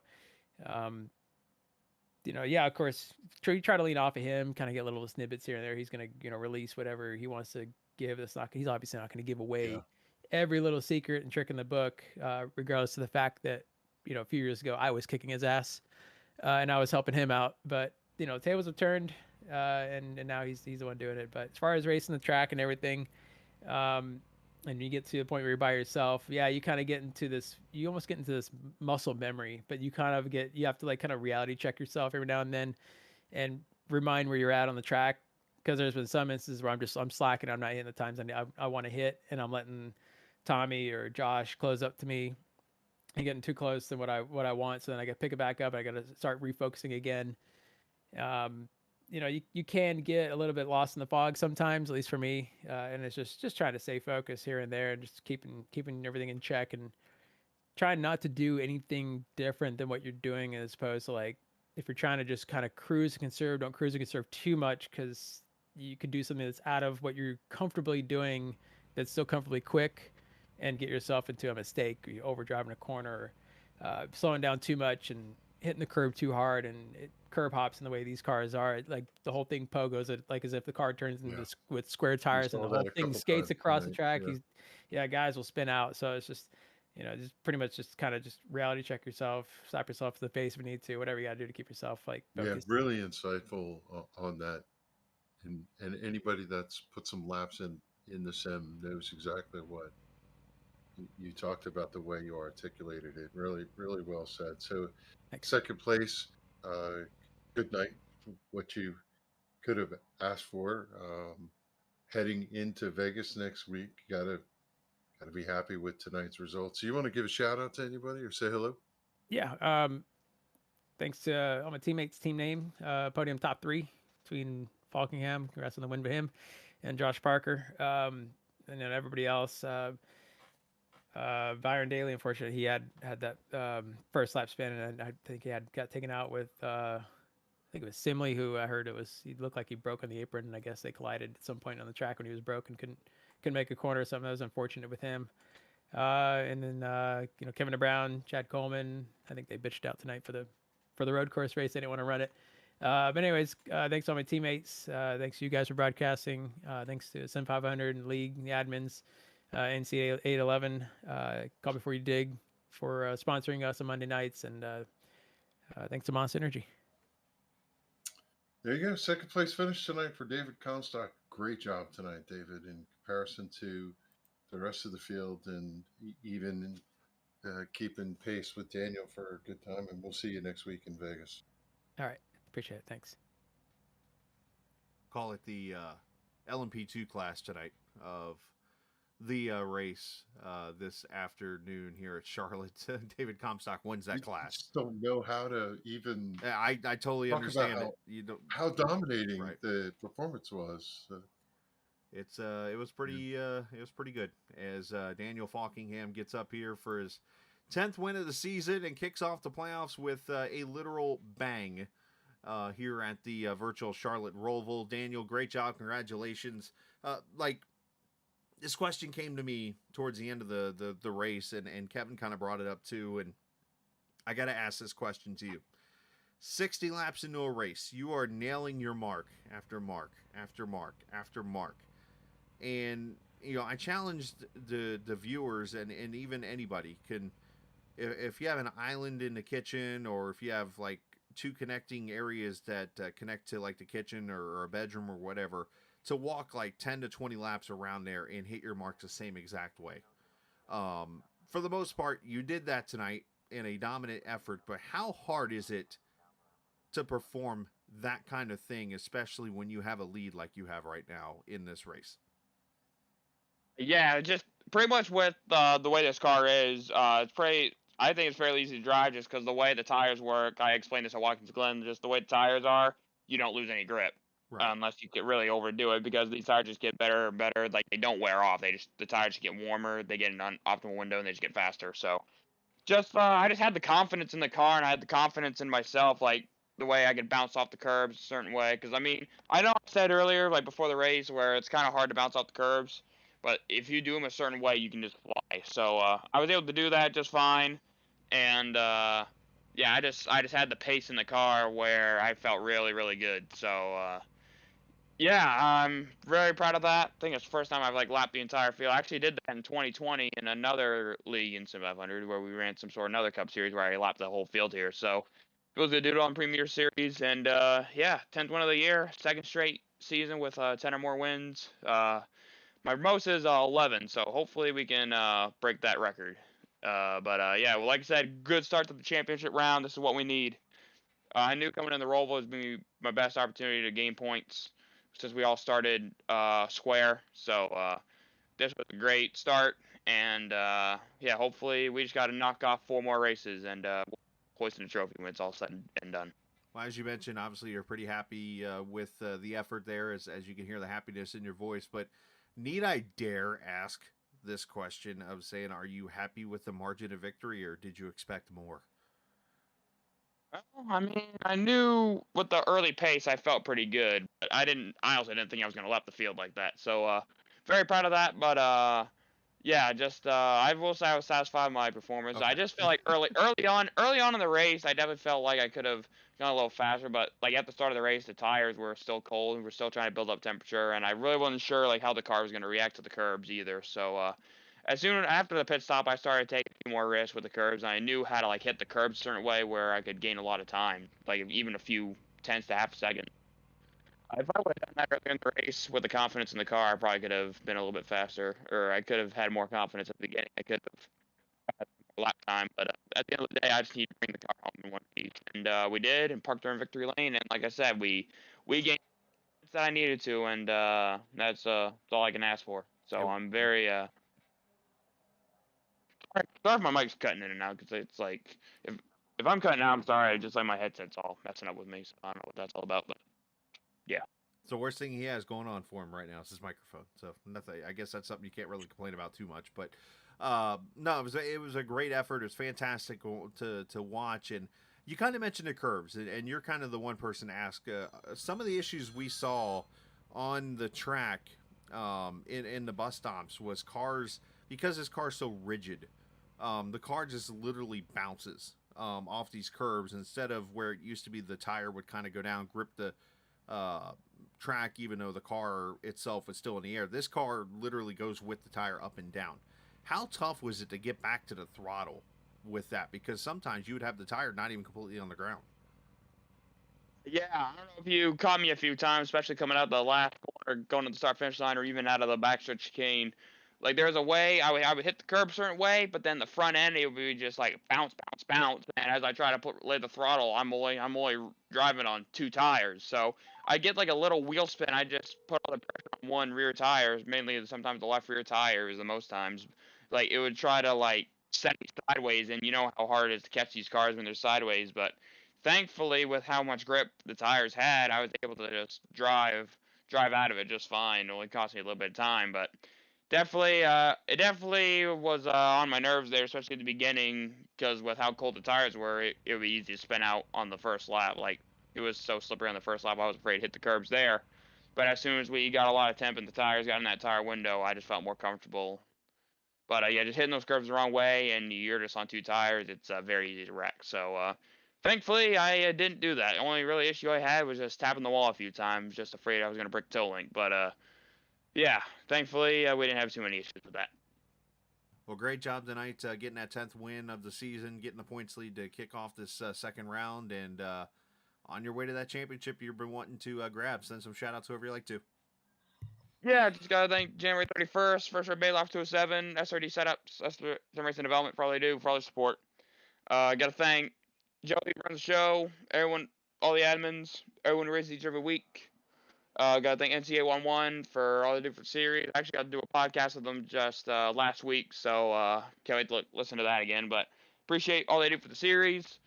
Got to thank you guys for the broadcast. Got to thank everyone at Team Name, David, Josh, and whole crew, Byron, everyone else. Also got to thank everyone at North Force Racing, Prince Gilson, Vince Marsh, everyone, whole crew over there, and all my teammates. Getting ready to start the Contender Series, and I think about 2 weeks from, 2 weeks from tomorrow night. So we're getting ready for that. But appreciate the team for letting me come over and do this. I'm looking forward to the challenge, see if we can make Coke at the end of the year. But yeah, we'll give it all we got. But appreciate them guys for all the help behind the scenes. I already thank you guys for the broadcast. Got to thank friends and family for watching, all the fans who watch us, and thanks to Cosman / Go Graphics for making me look good every week. There you go. Great job, man. Congratulations. And go celebrate, and don't let them beat you up too bad down there in the other channel. Yeah, but I heard they said next year the Roval's getting scrapped. So Yeah, at least so that's a very unfortunate, because the Roval is a fun track. But at least I can say I've won every year we've had the Roval. I've won every single race, every single pole, every single race. So at least I can say that I've won every race of the Roval for the time being. Kevin and I came up with an idea together we think could work, and maybe we'll present this to Joey. But what we could do is have you start on pit road next time. Let everyone get a complete lap, and then let you go. I could probably still get to the top 5, not gonna lie, but Right? I mean, if I would have just started on pit road, then I'll take that, but not lose a whole lap. I mean, I still want to try to get the win and stuff, you know. Well, I mean, you won tonight by a full lap and more. And change, yeah. So, I mean, that's but about a lap and a quarter. I mean, yeah, but I mean, you still got to deal with traffic, got pit stops and all that. So, I mean, yeah, it'd be a little bit harder, I'm but pretty sure everybody's getting out of your way. you never know. But nice idea, I guess. Yeah, it is what it is. But no, nonetheless, man, great job. Congratulations. Thanks, Chris. Y'all have a good night. You too, buddy. Daniel Faulkingham, at least he thought of the idea. I'll give him that. he was okay with it, I think. Yeah, he was good sport in Yeah. considering that. I mean, you could, what you could do also is you could put everybody in like a separate car and put him in like one mate, like himself, like the Chevy. Everybody else runs Fords and Toyotas, and the Chevy gets cut down like 5% horsepower. Could be down low and dry. Anyways, in all seriousness, it was an interesting race, a fun race. Yes, Yeah. Unfortunately, Daniel, standings wise, kind of put a stinker on. But hopefully everybody enjoyed. We did everything we could to make it entertaining, and we saw some great racing out there. Battles all around the track. We saw some accidents. We saw some great driving out there. Some great comeback finishes for some of the drivers. I know, like Joey Jatina, top 10. I'm pretty sure he's still bleeping things out, but obviously great job on his part, and some others that had great finishes. So, Kevin, we make it through the road course, and now we get back to we got 2 straight mile and a halfs, Vegas, and then we go to Homestead. This is, I think, going to be the biggest 2 races on this side of the schedule because it's 2 tracks that are very familiar to these drivers.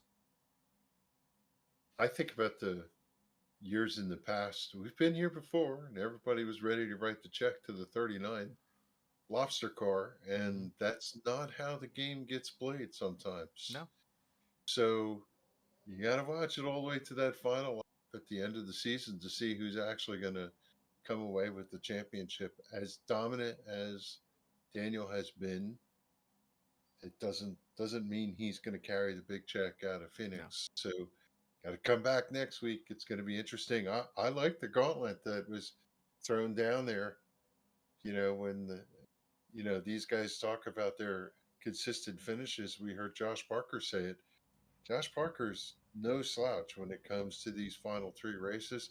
I suspect the same can be said for a couple of other of these guys. Macklin is a past champion. Mm-hmm. He knows how to get the job done postseason. Yeah, all these guys in the top 10 know how to get it done. So it's going to be interesting.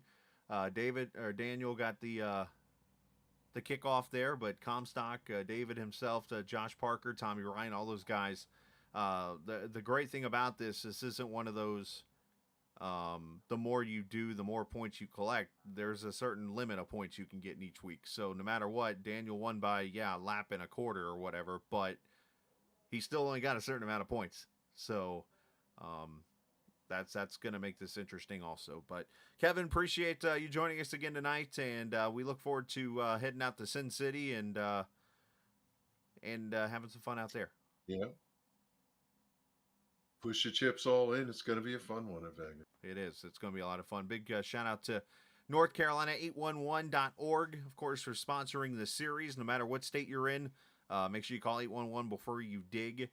And obviously they'll take care of you and get you all the information you need so you can be safe if it's doing anything, putting a simple post in the ground or something like that. Be careful with it. So you want to call before you dig. But big shout out to those guys for sponsoring. Big shout out to Joey and all the admins at Sim500 for allowing us to broadcast the series each and every week on Sunday and Monday nights. Again, next week we will rock and roll from Las Vegas Motor Speedway. The truck series on Sunday night is going to be at Chicagoland, so we get multiple mile and a half tracks next week. That should be some pretty good racing on both ends, so looking forward to that. But for Kevin England, I am the captain. Appreciate everybody joining us on this Monday evening. Always remember, this isn't just a game, it's iRacing. See ya!